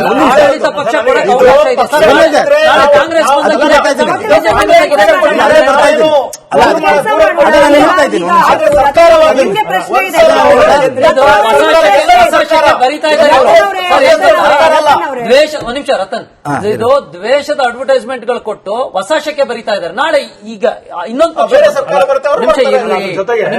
ಪಕ್ಷ ಬಂತು ಅನ್ಕೊಳ್ಳಿ, ಅವರು ಇವ್ರ ವಿರುದ್ಧ ಕೊಟ್ಟಾಗ ಸಮಾಜಕ್ಕೆ ನೀವೇನ್ ಸಂದೇಶ ನಾನು ಅದನ್ನ ಕೊಡ್ತೀರಿ? ಹೇಳಿದ್ನಲ್ಲ, ಏನಂತಂದ್ರೆ ಉದ್ದೇಶ- ಈಗ ಅಧಿಕಾರಿ ಒಬ್ಬ ಇರ್ತಾನೆ, ಅಧಿಕಾರಿ ಜವಾಬ್ದಾರಿ ಇದು. ನಾಳೆ ನಾನು ಕಾಂಗ್ರೆಸ್ ಅವ್ನು ಬರ್ತೀನಿ ಅನ್ಕೊಳ್ಳಿ, ನಾಳೆ ಬಿಜೆಪಿ ಅವ್ನು ಬಂದ, ಜೆಡಿಎಸ್ ಅವ್ನು ಬಂದ, ಯಾವ್ದೋ ಒಂದು ಸರ್ಕಾರ ಬಂತು, ಇನ್ನೊಂದು XYZ ಬಂತು. ಆ ಸರ್ಕಾರಗಳು ಬಂದಾಗ ಸರ್ಕಾರದ ಗುಲಾಮರಾಗಿ ಕೆಲಸ ಮಾಡ್ತೀರಾ ಸರ್ಕಾರಿ ಅಧಿಕಾರಿಗಳು? ಸರ್ಕಾರದ ಪರವಾಗಿ ಕೆಲಸ ಮಾಡ್ತೀರಾ, ಜನತೆ ಪರವಾಗಿ ಕೆಲಸ ಮಾಡ್ತೀರಾ ಅನ್ನೋದು ನನ್ನ ಪ್ರಶ್ನೆ. ನಾನು ಅದನ್ನೇ ನಾನೊಬ್ಬ ಹೇಳ್ತಾ- ಸಾಮಾಜಿಕ ನಾಗರಿಕನಾಗಿ ನನ್ನ ಪ್ರಶ್ನೆ, ನಾನೊಬ್ಬ ಪಕ್ಷದ ವಕ್ತಾರನಾಗಿ ಪ್ರಶ್ನೆ ಕೇಳ್ತಾ ಇಲ್ಲ. ಒಬ್ಬ ನಾಗರಿಕನಾಗಿ ನಾಳೆ ಬಿಜೆಪಿ ಬರ್ತದೆ, ಬಿಜೆಪಿ ಪರವಾಗಿ ನೀನೊಬ್ಬ ಕಮಿಷನರ್ ಆಗ್ಲಿ, ಒಬ್ಬ ಸೆಕ್ರೆಟರಿ ಆಗ್ಲಿ, ಅವ್ರ ಪರವಾಗಿ ಕೊಡ್ತೀರಾ? ಸರಿನಾ ಇದು? ನಾನು ಅದನ್ನೇ ನಾನು ಹೇಳ್ತಾ ಇರೋದು ಅದನ್ನೇ. ಏನಂತಂದ್ರೆ ಏನಂತಂದ್ರೆ ಒಂದೇ ನಿಮಿಷ ಸರ್, ಈ ಆಡ್ ನನಗೆ ನೋಡಿದಾಗ ಬಹಳ ತಮಾಷೆ ಮತ್ತು ನಗು ಬಂದಿದ್ದೇನಪ್ಪ ಅಂತ ಹೇಳಿದ್ರೆ, ಈಗ ಇಲ್ಲಿ ನಮ್ಮ ರಾಜ್ಯವನ್ನು ಆಳ್ತಾ ಇರೋದು ಕಾಂಗ್ರೆಸ್ ಸರ್ಕಾರ, ವಿರೋಧ ಪಕ್ಷದಲ್ಲಿರೋದು ಇವರು ಮತ್ತು ಬಿಜೆಪಿ ಅವರು. ಈಗ ಇವ್ರ ಬಗ್ಗೆ ಆಗ್ಲಿ ಅವ್ರ ಬಗ್ಗೆ ಆಗ್ಲಿ ಪಕ್ಷಗಳ ಸಂಬಂಧಪಟ್ಟಂತೆ ನಾವು ಮಾಡಬಹುದು. ಪ್ರಿಯಾಂಕಾ ಖರ್ಗೆ, ಯಾಕಂದ್ರೆ ಅವರು ಡಿಪಾರ್ಟ್ಮೆಂಟ್ ಆಗಿರೋದ್ರಿಂದ RSS ರಿಜಿಸ್ಟ್ರೇಷನ್ ಆಗಿದೆಯಾ, RSS ಯಾವ ಸಂಘ, ಅದೇನಾದ್ರೂ ಅದಕ್ಕೇನಾದ್ರೂ ಲಯಬಿಲಿಟಿ ಇದೆಯಾ, ಅಥವಾ ಅದೇನಾದ್ರೂ ಅಫಿಷಿಯಲಿ ಅದನ್ನ ರೆಕಗ್ನೈಸ್ ಆಗಿದೆಯಾ ಅಂತ ಕೇಳೋಂತವ್ರು ಯಾಕೆ ಬಳಸ್ತೀರಿ ಇಲ್ಲಿ? ಸಂಗಪ್ಪ ಅಂತ ಅವ್ರ ಊರಲ್ಲಿ ಸಾಕಷ್ಟು ಜನ ಅಲ್ಲ, ಇದ್ದಾರೆ ಇಲ್ಲ, ಸರ್. ನೋಡಿದ ತಕ್ಷಣ ಗೊತ್ತಾಗುತ್ತೆ ಇದು. ಅವರೇ ಸೆಷನ್ ಅಲ್ಲಿ ಕೊಟ್ಟ ಉತ್ತರ. ನಾನು ಹೇಳೋದಂದ್ರೆ ಅಂದ್ರೆ ಇವರು ಕಾಂಗ್ರೆಸ್ನವರು RSSಗೆ ಪ್ರಚಾರ ಕೊಡ್ತಾ ಇದಾರ, ಇವರು ಕಾಂಗ್ರೆಸ್ನವರು RSSಗೆ ಪ್ರಚಾರ ಕೊಡ್ತಾ ಇದಾರ. ಇವರು ಪ್ರಿಯಾಂಕ್ ಖರ್ಗೆ ಅವ್ರು ನೆಕ್ಸ್ಟ್ ಕೋಟ್ಯಾಂತರ ರೂಪಾಯಿ ಖರ್ಚು ಮಾಡಿ, ನಮ್ಮ ತೆರಿಗೆ ಹಣನ ಖರ್ಚು ಮಾಡಿ ಇವರು ಒಂದು ಕಡೆ RSS ನ ಬೈದಂಗ್ ನಾಟ್ಕಾಡೋದು, ಇನ್ನೊಂದು ಕಡೆ ಅವ್ರಿಗೆ ಪ್ರಚಾರ ಕೊಡೋದು. ಅಲ್ಲ, ಅದೇ ಹೇಳ್ತಾ ಇರ್ತೀವಿ ಇವಾಗ. ನೋಡಿ, ಕೊನೆಗೆ ಏನಂತಂದ್ರೆ ಚಾಪೆ ಕೆಳಗಡೆ ನುಗ್ಗವನ್ನ ಹಿಡಿಯಕ್ಕಾಗೋದಿಲ್ಲ. ನಿಮ್ಗೆ ಏನಂತಂದ್ರೆ ಈಗ ರಂಗೋಲೆ ಕೆಳಗಡೆ ನೋಡಿ, ಅದಕ್ಕೆ ನಾನು ಜನಗಳ ಮೇಲೆ ಇಡ್ತಾ ಇದ್ದೆ. ಯಾಕಂದ್ರೆ ಇದು ಕರೆಕ್ಟ್ ಟೆಕ್ನಿಕಲಿ ನಾವು we cannot find any fault in it. ಯಾಕಂದ್ರೆ RDPR ಇಸ್ ದಿ ಇದು department nodal agency to implement this scheme. ಅದಕ್ಕೂ ಅವ್ರಿಗೆ ಬೇಕಾದಂಗೆ ಅದ್ರ ಬಗ್ಗೆ ಅದು. ಆಮೇಲೆ ಅವ್ರಿಗೆ ಅಂದ್ರೆ ಇದರಲ್ಲಿ ಪ್ರೋಸ್ ಇದೆ, ಕಾನ್ಸ್ ಇದೆ, ಸಾಧಕಗಳಿವೆ, ಬಾಧಕಗಳಿವೆ, ಜನಗಳಿಗೆ ಹೇಳ್ತೀವಿ ಅಂತ ಹೇಳ್ತಾ ಇದ್ದಾರೆ. ಆದ್ರೆ ಇಂದಿನ ಉದ್ದೇಶ ಏನು ಅಂತಂದ್ರೆ ಅದನ್ನ ಇದು ಪ್ರಶ್ನೆನೇ ಇಲ್ಲ. ರಾಜಕೀಯ ಮಾಡ್ತಾ ಇದ್ದಾರೆ, ಕಾಂಗ್ರೆಸ್ ರಾಜಕೀಯ ಮಾಡುತ್ತೆ, ಬಿಜೆಪಿಗೂ ನಾವು ಕೇಳ್ಬೇಕು. ಈಗ ಮನ್ರೇಗಾ ಅನ್ನುವಂಥದ್ದು ಮಹಾತ್ಮ ಗಾಂಧಿ ಹೆಸರು ತೆಗೆಯುವಂತ ಅವಶ್ಯಕತೆ ಏನಿತ್ತು ಅಂತ ನನಗೆ ಗೊತ್ತಿಲ್ಲ. ಆದ್ರೆ ಕೆಲವೊಂದು ಮಾರ್ಪಾಟುಗಳಾಗಿದೆ. ಆ ಮಾರ್ಪಾಟುಗಳ ಬಗ್ಗೆ ಚರ್ಚೆ ಆಗ್ಬೇಕಾಗಿದೆ. ಅದರಲ್ಲಿ ಮೆರಿಟ್ ಇದೆ, ಡಿಮೆರಿಟ್ ಇದೆ. ಆದರೆ ಇವ್ರಿಗೇನಂತ ನೀವು ಹೇಳಿದ್ರಲ್ಲ ನೀವೊಂದು ಮಾತು ಹೇಳಿದ್ರಲ್ಲ, ಇದೇನಂತಂದ್ರೆ ಈ ಸಂಘಪ್ಪ ಅಂತ ಹೇಳಿ ಇದು ಕಾಂಗ್ರೆಸ್ RSSಗೆ ಒಂದು ಅವಕಾಶ, ಒಂದು ಪ್ರಚಾರ ಮಾಡ್ತಾರೆ. ಅದೇ ತರ ಬಿಜೆಪಿ ಒಂದು ಅಜೆಂಡಾ ಕೊಟ್ಟಿದೆ ಕಾಂಗ್ರೆಸ್ ಅವರಿಗೆ. ಗಾಂಧೀಜಿಯನ್ನ ತೆಗೆದ್ಬಿಟ್ಟು ಗಾಂಧೀಜಿ ಅನ್ನೋದು ಕಾಂಗ್ರೆಸ್ ಸ್ವತ್ತು ಅನ್ನೋ ತರ ಮಾಡ್ದಂಗಾಗಿದೆ. ಈ ತಾಕಲಾಟಗಳು ಈ ಯಾವುದೋ ಒಂದು ಸಂದರ್ಭಕ್ಕೆ ಕಾರಣಕ್ಕೋಸ್ಕರ ಈ ಪೊಲಿಟಿಕಲ್ ಪಾರ್ಟೀಸ್ ಬೇಕಾಗಿದೆ. ಗಾಂಧಿ ಇಬ್ಬರಿಗೂ ಬೇಕಾಗಿಲ್ಲ ಸರ್. ಉದಾಹರಣೆಗೆ ಇನ್ನೊಂದು ಸ್ಟೇಟ್ಮೆಂಟ್ ಇದೆ ಸರ್. ನಾನು ರತನ್ ಅವರಿಗೆ ಪ್ರಶ್ನೆ ಕೇಳಬೇಕು. ಈ ಅಡ್ವರ್ಟೈಸ್ಮೆಂಟ್ ಬಗ್ಗೆ ಇಷ್ಟೆಲ್ಲ ಮಾತನಾಡ್ತಾ ಇದ್ದ ಬಿಜೆಪಿ ನಾಯಕರಿಗೆ ಪ್ರಿಯಾಂಕ್ ಖರ್ಗೆ ಅವರು ಇವತ್ತೊಂದು ಕೌಂಟರ್ ಕೊಟ್ಟರು. ಕೇವಲ ಹ್ಯಾಪಿ ಬರ್ಡೇ ಮೋದಿಜಿ ಅಂತ ಹೇಳಲಿಕ್ಕೆ ಗುಜರಾತ್ ಸರ್ಕಾರ ಬರೋಬ್ಬರಿ ತನ್ನ ರಾಜ್ಯ ಸರ್ಕಾರದ ಬೊಕ್ಕಸದಿಂದ 8.81 ಕೋಟಿ ರೂಪಾಯಿ 8.81 ಕೋಟಿ ರೂಪಾಯಿ ಖರ್ಚು ಮಾಡಿದೆ. ಪ್ರಿಯಾಂಕ್ ಖರ್ಗೆ ಅವ್ರದ ಸ್ಟೇಟ್ಮೆಂಟ್ ಕೇಳಿಸ್ಕೊಳ್ಳಿ, ಉತ್ತರ ಕೊಡ್ಲಿ ರತನ್ ಅವರು. ಮೋದಿಜಿ, ನೀವು ಜನರ ಜಾಹೀರಾತು ತಗೊಂತಾ ಇದ್ರ, ಜನರಿಂದ ಜನರ ತೆರಿಗೆಯಿಂದ ನೀವು ಕೊಡ್ತಾ ಇದ್ದೀರಾ ಅಂತ ಅಧ್ಯಕ್ಷರೇ, ಇದು ಗುಜರಾತ್ ಸರ್ಕಾರ ಕೊಟ್ಟಂತ advertisement. 8.81 crore for celebrating Modiji's birthday, breaching ad and neutrality norms. ಅವರಿಗೆ ಹ್ಯಾಪಿ ಬರ್ಡೇ ಮೋದಿಜಿ ಅನ್ನೋದಕ್ಕೆ ರಾಜ್ಯ ಸರ್ಕಾರದಿಂದ 8 ಕೋಟಿ ಕೊಟ್ಟಿದ್ದಾರೆ ಸರ್. ಹ್ಯಾಪಿ ಬರ್ಡೇ ನೀವು ಇದಕ್ಕೆ ಯಾಕೆ ಅಪೋಸ್ ಮಾಡಲಿಲ್ಲ? ಇದನ್ನ ಯಾಕೆ ತಪ್ಪು ಅನ್ಲಿಲ್ಲ? ಇದು ಕೂಡ ರಾಜ್ಯ ಸರ್ಕಾರದ ಅಲ್ಲಿ ಜನರ ತೆರಿಗೆಯ ಬೆವರಿನ ಹಣ. ಅದರಲ್ಲಿ ಹ್ಯಾಪಿ ಬರ್ಡೇ ಮೋದಿಜಿ ಅಂತ ಹೇಳಿ 8 ಕೋಟಿ ಖರ್ಚು ಮಾಡ್ತೀರಿ ಅಂದ್ರೆ ಇದೊಂದು ಆಡ್ ಹೆಚ್ಚ? ಹಂಗಿತ್ತು ಪ್ರಶ್ನೆ. ಸಿದ್ದರಾಮಯ್ಯ ಅವ್ರಿಗೆ ಕೊಟ್ಟಿಲ್ವಾ? DK ಶಿವಕುಮಾರ್ ಅವ್ರಿಗೆ ಕೊಟ್ಟಿಲ್ವಾ? ಮನಮೋಹನ್ ಸಿಂಗ್ ಅವ್ರಿಗೆ ಕೊಟ್ಟಿಲ್ವಾ? ರಾಜೀವ್ ಗಾಂಧಿ ಅವ್ರಿಗೆ ಕೊಟ್ಟಿಲ್ವಾ? ರಾಜ್ಯ ಸರ್ಕಾರದ ಇಂದಿರಾ ಗಾಂಧಿ ಅವ್ರಿಗೆ ಕೊಟ್ಟಿಲ್ವಾ? ರಾಜ್ಯ ಸರ್ಕಾರದ ಎಲ್ಲಾ ಸರ್ಕಾರಗಳಿಂದಲೂ ಎಲ್ಲ ಕೊಟ್ಟಿದ್ದಾವೆ. ಪ್ರೈಮ್ ಮಿನಿಸ್ಟರ್ ಯಾರು ಅಧಿಕಾರದಲ್ಲಿದ್ದಾರೆ ಅವರ ಬರ್ಡೇಗೆ ಕೊಟ್ಟಿದ್ದಾರೆ. ಆದ್ರೆ ಎಲ್ಲೂ ಕೂಡ ಯಾರನ್ನು ವ್ಯಂಗ್ಯ ಮಾಡುವಂತದಾಗ್ಲಿ ಅಥವಾ ಏನೊಂದು ಇಂಟೆನ್ಷನ್ ಇದೆ, ಇಂಟೆನ್ಷನ್ ಇಂದ ಹೊರಗಡೆ ಹೋಗಿ ಮಾಡುವಂತ ಕೆಲಸವನ್ನೆಲ್ಲೂ ಮಾಡಿಲ್ಲ. ಯಾವುದೇ ಒಂದು ಪ್ರೊಪಗಂಡವನ್ನ, ಪಕ್ಷದ ಪ್ರೊಪಗಂಡವನ್ನ ಪುಷ್ ಮಾಡುವಂತ ಕೆಲಸವನ್ನೆಲ್ಲಾದ್ರೂ ಮಾಡಿದಾರ? ಇಲ್ಲ. ಆವಾಗ ಪ್ರೈಮ್ ಮಿನಿಸ್ಟರ್ ಯಾರಾಗಿರ್ತಾರೆ, ಅದು ಇವಾಗ ಮೋದಿ ಅವರಾಗಿದ್ದಾರೆ, ಅವ್ರು ಕೊಟ್ಟಿದ್ದಾರೆ. ಅದಕ್ಕಿಂತ ಹಿಂದೆ ಮನಮೋಹನ್ ಸಿಂಗ್ ಅವರಾಗಿದ್ರು, ಅವಾಗ ಅವ್ರು ಕೊಟ್ಟಿದ್ರು. ಅದಕ್ಕಿಂತ ಹಿಂದೆ ರಾಜೀವ್ ಗಾಂಧಿ ಅವರು ಕೊಟ್ಟಿದ್ರು, ಇಂದಿರಾ ಗಾಂಧಿ ಅವರು ಕೊಟ್ಟಿದ್ರು, ನೆಹರು ಅವ್ರದ್ದು ಕೊಟ್ಟಿದ್ರು. ಇಲ್ಲಿ ಕರ್ನಾಟಕದಲ್ಲಿ ಇವಾಗ ಸಿದ್ದರಾಮಯ್ಯ ಅವರು ಇದ್ದಾರೆ, ಅವರು ಕೊಟ್ಟಿದ್ದಾರೆ. ಅದಕ್ಕಿಂತ ಹಿಂದೆ ಕೊಡೋದು ಬೇರೆ.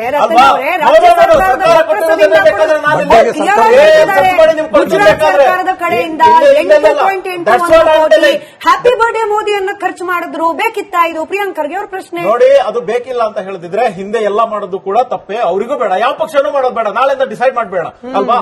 ಆದ್ರೆ ಇಲ್ಲೇನಂತ ಹೇಳಿದ್ರೆ ಆಯ್ತು, ನಿಮ್ಗೆ ವಿಬಿಜಿ ರಾಮ್ಜಿಯಲ್ಲಿ ಏನಾದ್ರೂ ತಪ್ಪು ಲೋಪ ಕಂಡಿದ್ರೆ ಅದ್ರ ಬಗ್ಗೆ ಹೇಳ್ಬೇಕಾಗಿತ್ತು. ಇವಾಗ ನಾನು ನಿಮ್ಗೆ ಒಂದು ಹೇಳ್ತೀನಿ. ಅವಾಗ ಇವರು ಸರ್ ಹೇಳಿದ್ರು ಮನ್ರೇಗಾ ಅಂತ ಹೇಳಿ ಇವರು ಯಾರು ಕಾಂಗ್ರೆಸ್ನವ್ರು ಮಾಡಿದ್ರು, ಬಿಜೆಪಿ ಅವರು ಬಂದು ಚೇಂಜ್ ಮಾಡಿದ್ರು ಅಂತ. ಇದು ತಪ್ಪು ಮೊದಲನೇದಾಗಿ. ಯಾಕಂತ ಹೇಳಿದ್ರೆ ಇದು 2001ರಲ್ಲಿ ಅಟಲ್ ಬಿಹಾರಿ ವಾಜಪೇಯಿ ಅವರು ಪ್ರಧಾನಮಂತ್ರಿಗಳಾಗಿದ್ದಾಗ ತಂದ ಯೋಜನೆ ಸಂಪೂರ್ಣ ಗ್ರಾಮೀಣ ರೋಜ್ಗಾರ್ ಯೋಜನಾ ಅಂತ. ಆವಾಗ ಅವರು 10,000 ಕೋಟಿ ಫಂಡ್ ಅನ್ನು ಕೊಟ್ಟು 10 ಲಕ್ಷ ಟನ್ ಫುಡ್ ಅನ್ನು ಕೊಟ್ಟು ಕೂಲಿಗಾಗಿ ಕಾಳು ಅಂತ ಆವಾಗ ಭಾರಿ ಫೇಮಸ್ ಆಗಿತ್ತು. ಆವಾಗ ಕೊಟ್ಟಿದ್ರು. ಯಾವಾಗ ಇವ್ರ ಸರ್ಕಾರ ಬಂತು ಅದನ್ನ ನರೇಗಾ ಅಂತ ಚೇಂಜ್ ಮಾಡಿದ್ರು. ಅದಾದ ನಂತರ ಇಲೆಕ್ಷನ್ ಟೈಮ್ ಅಲ್ಲಿ ಮನ್ರೇಗಾ ಅಂತ ಚೇಂಜ್ ಮಾಡಿದ್ರು. ಹಾಗಾದ್ರೆ ನಿಜವಾಗಿ ಹೆಸರನ್ನ ಚೇಂಜ್ ಮಾಡಿರೋದು ಯಾರು? ಕಾಂಗ್ರೆಸ್ನವರು. ಯಾಕೆ ಚೇಂಜ್ ಮಾಡಬೇಕಾಗಿತ್ತು? ಇದು ಒಂದೇ ಅಲ್ಲ, ನಿಮಗೆ 4 ಉದಾಹರಣೆಗಳನ್ನು ಬೇರೆ ಕೊಡ್ತೀನಿ. ಒಂದ್ ಹೇಳಿದೆ, ಇವಾಗ ಸಂಪೂರ್ಣ Grameen Rozgar Yojana NREGA, freedom of information act ಅದನ್ನ RTI ಅಂತ ಚೇಂಜ್ ಮಾಡ್ತಾರೆ. Total sanitation campaign, Nirmal Bharat ಅಭಿಯಾನ ಬದಲಾವಣೆ ಹಿಂದಿನ ರಾಜಕೀಯ ಉದ್ದೇಶಗಳ ಪ್ರಶ್ನೆ ಅಲ್ಲ ಸರ್. ಗಾಂಧಿ ಪ್ರೇಮಿಗಳನ್ನ ಅಪೀಸ್ ಮಾಡ್ತಿದ್ದಾರೆ. ಐಡೆಂಟಿಟಿ ಕಾರ್ಡ್ ಆಧಾರ್ ಅಂತ ಚೇಂಜ್ ಮಾಡ್ತಾರೆ. ಕರ್ನಾಟಕ ಅದು ಸುವರ್ಣ ಚತುಷ್ಪಥ ಇದು ರೋಡ್ ಅನ್ನ ಮಾಡಿದ್ರೆ ಅದ್ರ ಮೇಲೆ ಇರುವಂತ ಅಟಲ್ ಬಿಹಾರಿ ವಾಜಪೇಯಿ ಅವರ ಹೆಸರಿರುವಂತಹ ಎಲ್ಲ ಬೋರ್ಡ್ಗಳನ್ನ ಕಿತ್ತಾಕ್ತಾರೆ.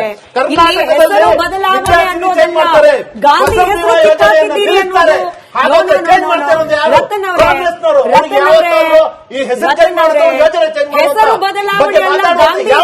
ಕಿತ್ತಾಕಿದ್ದೀರಿ ಅನ್ನೋ ಆರೋಪ. ಗಾಂಧಿ ಅವರ ಹೆಸರು ಕಿತ್ತಾಕಿದ್ದೀರಿ ಆಯ್ತು.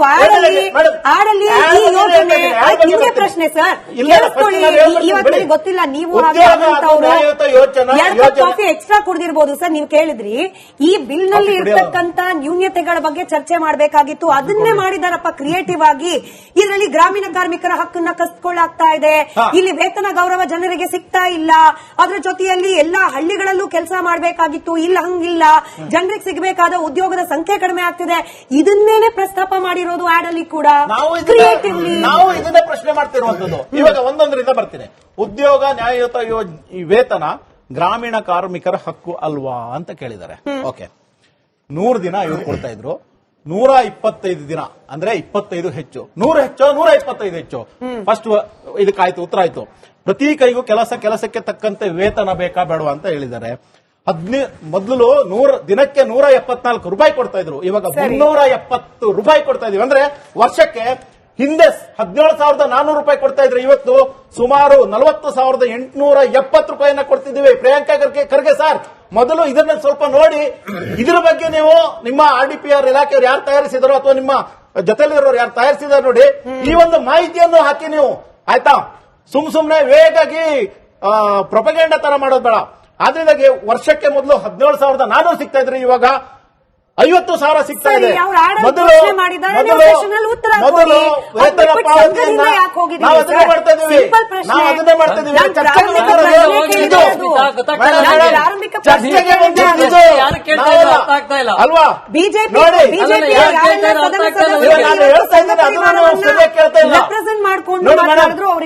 ಆಗ್ತಾ ಇರೋದು ಏನಂತ ಹೇಳಿದ್ರೆ, ನಾನು ಇಷ್ಟೊಂದು ಡೇಟಾ ಅಂಕಿಅಂಶವನ್ನ ಕೊಡ್ತಾ ಇದ್ದೀನಿ, ಅದನ್ನೇ ನೀವು ಕೇಳ್ತಾ ಇಲ್ಲ ಇಲ್ಲಿ. ಆದ್ರೆ ಚರ್ಚೆ ಮಾಡ್ತಾ ಇದೀವಿ ನಾವು. ಪ್ರೊಪಗಂಡಾ ಬಗ್ಗೆ 1 ಅವರ್ ಚರ್ಚೆ ಮಾಡ್ತಾ ಇದ್ದೀವಿ. ಇದೇ ಆಗ್ತಿರುವಂತದ್ದು, ಈ ರಾಜ್ಯದಲ್ಲಿ 2.5 ವರ್ಷದಿಂದ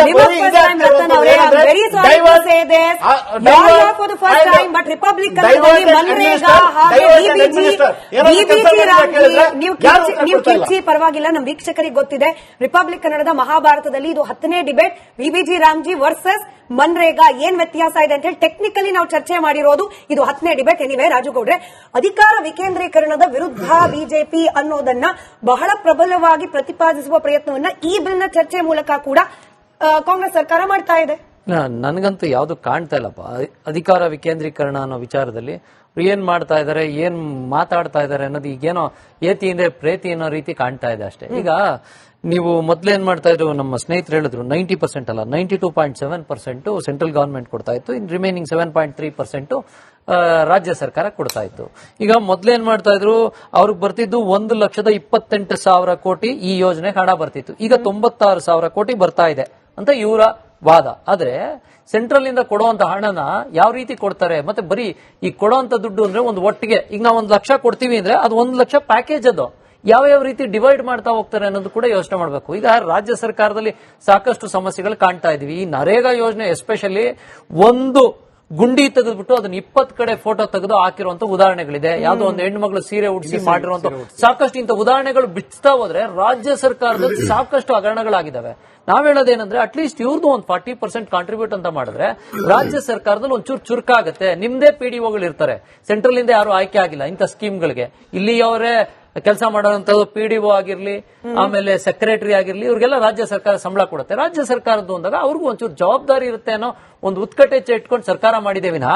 ಆಮೇಲೆ ನೋಡಿ, ಇಲ್ಲಿ ಸಂಬಳ ಕೂಡ 174 ರೂಪಾಯಿ ಇದ್ದಿದ್ದು 370 ರೂಪಾಯಿವರೆಗೂ ಹೋಗಿದೆ ಅಂದಾಗ ಅದನ್ನು ಕೂಡ ಒಂದ್ಸತಿ ಯೋಚನೆ ಮಾಡ್ಬೇಕು. ಯಾಕಂದ್ರೆ ನಾರ್ಮಲ್ ಮಿನಿಮಮ್ ವೇಜಸ್ ಇದ್ದಂತ ಒಂದು ಕಾಲಘಟ್ಟದಲ್ಲಿ ಮಿನಿಮಮ್ ವೇಜಸ್ಗಿಂತ 370 ರೂಪಾಯಿ ಇವಾಗ ಮಿನಿಮಮ್ ವೇಜಸ್ ತಂದು ನಿಲ್ಸಿದ್ರೆ 170 ರೂಪಾಯಿ ಇದ್ದ 370 ಮಾಡಿದ್ದಾರೆ.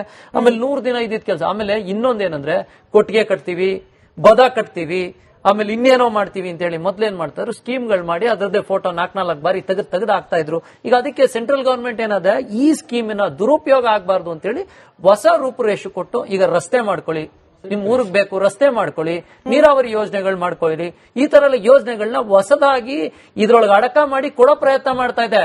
ಇದ್ರ ಬಗ್ಗೆ ಜನತೆಗೆ ಇಂಪಾರ್ಟೆಂಟ್ ಆಗಿ ತಿಳಿಸಬೇಕಾದಂತ ಸರ್ಕಾರಗಳು ಇಲ್ಲಿ ಮೈ ಮರ್ತಿವೆ.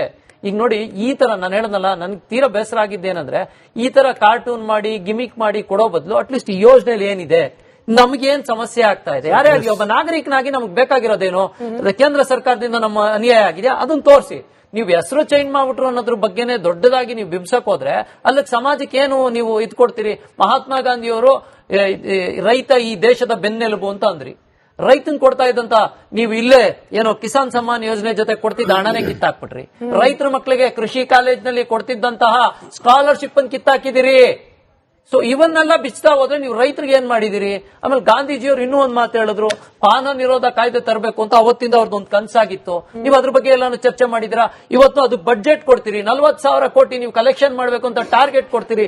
ಸಾವಿರಾರು ಕೋಟಿ ಹಗರಣಗಳಾಗ್ತಾ ಇದ್ದೇವೆ ರಾಜ್ಯದಲ್ಲಿ, ನೀವು ಅದ್ರ ಬಗ್ಗೆ ಚಿಂತನೆನೇ ಇಲ್ಲ. ನಿಮ್ ಡಿಸಿಗಳು ಕೋಟಿಗಟ್ಟಲೆ ಕಲೆಕ್ಷನ್ ಮಾಡ್ತಾ ಇದ್ದಾರೆ, ಅದ್ರ ಬಗ್ಗೆ ನೀವು ಯಾಕೆ ಯೋಚನೆ ಮಾಡ್ತಾ ಇಲ್ಲ? ನಾನು ಹೇಳೋದಿಷ್ಟೇ, ಜನಗಳ ತೆರಿಗೆ ಹಣನ ಜನಗಳಿಗೆ ತಲುಪಿಸಕ್ಕೆ ನೀವು ಯಾವ ರೀತಿ ಕಾರ್ಯಕ್ರಮಗಳನ್ನ ರೂಪಿಸಬೇಕು ಅನ್ನೋದ್ರ ಬಗ್ಗೆ ಯೋಚನೆ ಮಾಡಿ.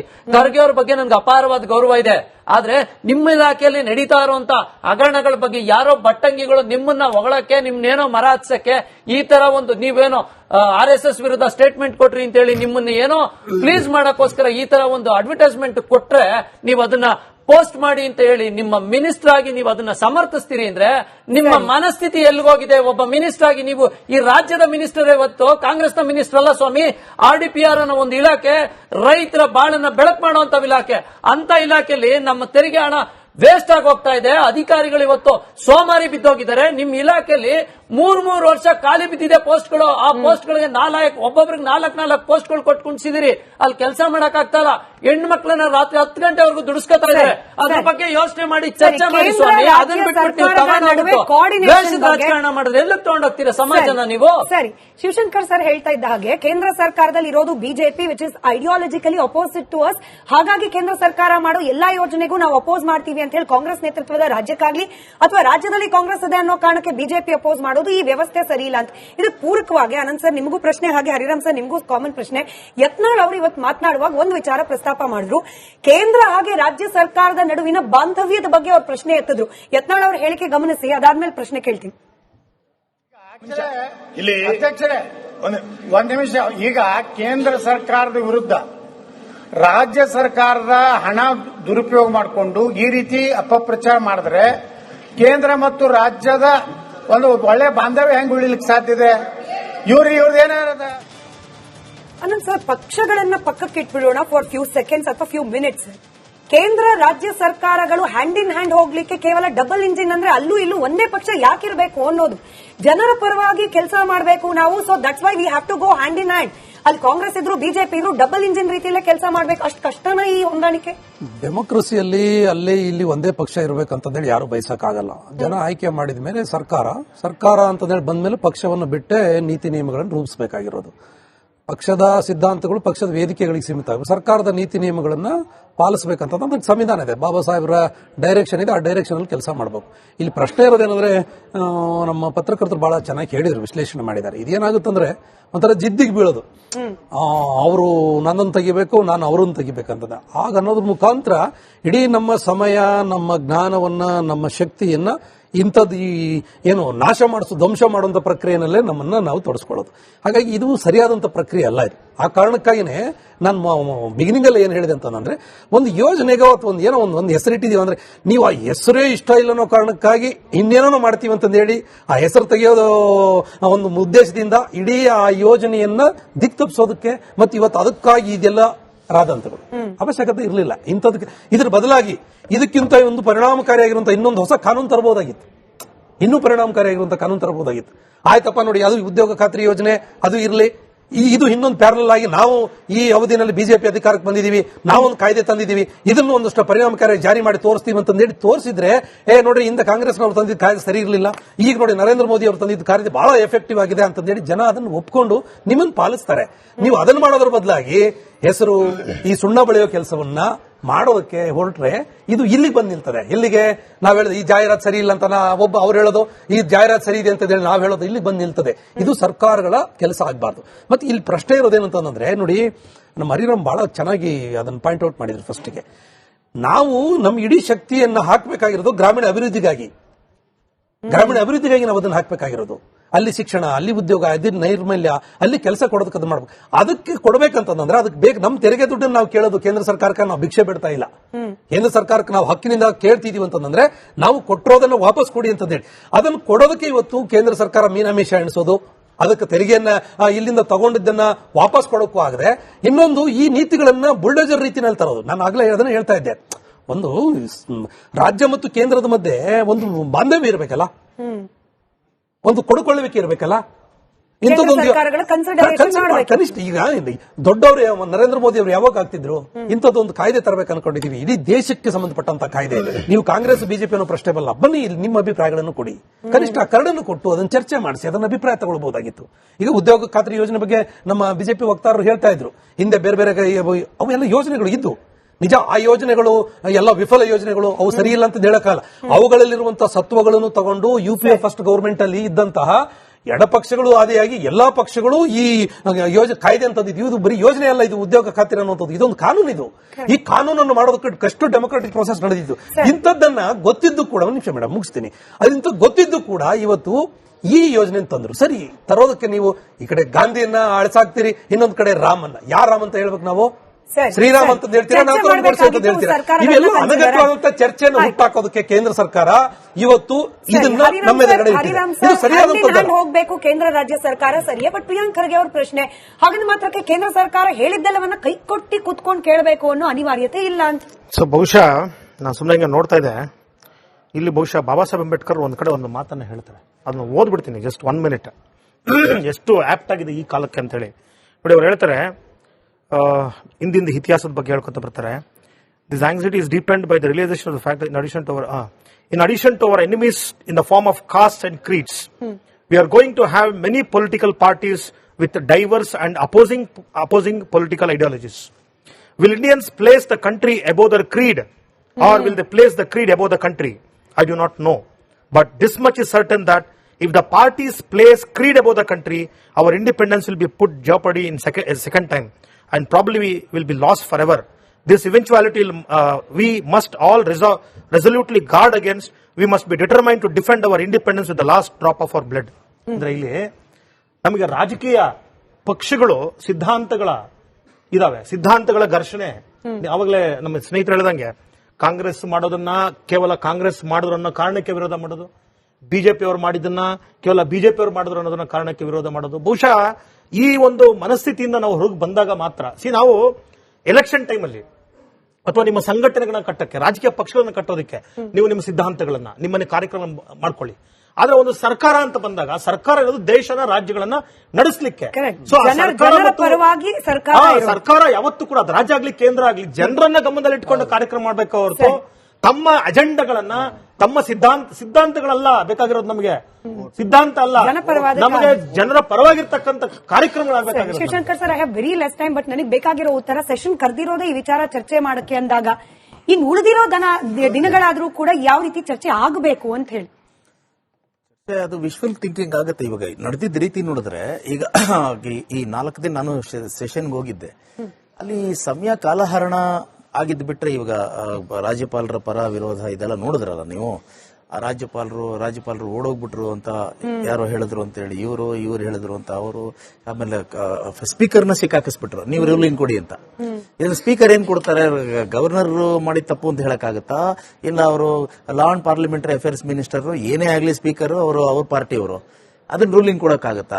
ಅವ್ರನ್ನ ಅಡಕತ್ತಿರಿಗೆ ಸಿಕ್ಕಾಕಿಸ್ಬಿಟ್ಟು ಇವಾಗ ಅವರು ಏನಪ್ಪಾ ಇಲ್ಲಿ ನಾನು ಈ ಪೊಸಿಷನ್ ಅಲ್ಲಿ ಇರ್ಬೇಕಾ ಬೇಡವಾ ಅನ್ನೋ ತರದ್ದು ಪರಿಸ್ಥಿತಿ ಬಂದ್ಬಿಡುತ್ತೆ. ಈ ತರದ್ದು ಒಂದು ಫಾರ್ಸಿಕಲ್ ಆಗಿ ದೊಂಬರಾಟ ಆಡೋದಕ್ಕೋಸ್ಕರ ಆಡೋದಾದ್ರೆ ಈ ಸೆಷನ್ ಅನ್ನೋದು ಜನಗಳಿಗೆ ಎಗೈನ್ ನಾನು ಹೇಳ್ತೀನಿ, ಜನ ಗಮನಿಸಬೇಕು. ದೊಂಬರಾಟ ಅಂದ್ರೆ ನಾನು ದೊಂಬರು ಅನ್ನುವಂತ ಒಂದು ಕಮ್ಯುನಿಟಿ ಹೇಳುವಂತದಲ್ಲ, ಆ ಆಟದಲ್ಲಿ ಇರುವಂತ ಒಂದು ಏನಂತಂದ್ರೆ ಆಟದ ತರ ಕಾಣಿಸುತ್ತೆ ಅಂತ ಅಷ್ಟೇ. ಈಗ ಲಗೋರಿ ಆಟದ ತರ ಅನ್ಕೊಳ್ಳಿ, ದೊಂಬರಾಟ ಅಂತ ಹೋದ್ರೆ ಆ ತರದ್ದು ಆಟದ ತರ ಆಗೋಯ್ತದು. ಓಕೆ, ಹಂಗಿರುವಾಗ ಮುಂದಕ್ಕೂ ಅಷ್ಟೇ ಆಗತ್ತೆ. ಇವಾಗ ಏನಂದ್ರೆ ಇಲ್ಲೊಂದು ಸಮಸ್ಯೆ, ಇಲ್ಲೊಂದು ಆಟ ಆಡ್ತಾ ಇದ್ದಾರೆ ಇವರು. ಏನಂತ ಆಟ ಅಂತಂದ್ರೆ ಒಂದು ರೀತಿಯಲ್ಲಿ ಚದುರಂಗದ ಆಟ ಆಡ್ತಾ ಇದ್ದಾರೆ. ಇವರೇನ್ ಮಾಡಿದ್ರು, ಕಾಂಗ್ರೆಸ್ನವರು ಈ ಸೆಷನ್ ಅನ್ನ ಜಿ ವಿರುದ್ಧ ಅಂದ್ರೆ ಅದಕ್ಕೊಂದು ಸ್ಪೆಷಲ್ ಸೆಷನ್ ಮಾಡಿ ಅದ್ರ ವಿರುದ್ಧ ಒಂದು ನಿರ್ಣಯ ತರೋಣ ಅಂತ ತಂದ್ರು. ಆ ನಿರ್ಣಯ ತಂದ್ಬಿಡ್ತಾರೆ ಅನ್ನೋ ಕಾರಣಕ್ಕೆ ಬಿಜೆಪಿ ಅವರು ಏನ್ ಮಾಡಿದ್ರು, ನೀವು ಗವರ್ನರ್ನ ಅವಮಾನ ಮಾಡಿದ್ದೀರಾ, ಅದನ್ನ ಖಂಡಿಸಿ ಒಂದು ನಿರ್ಣಯ ಆಗ್ಲಿ ಫಸ್ಟ್.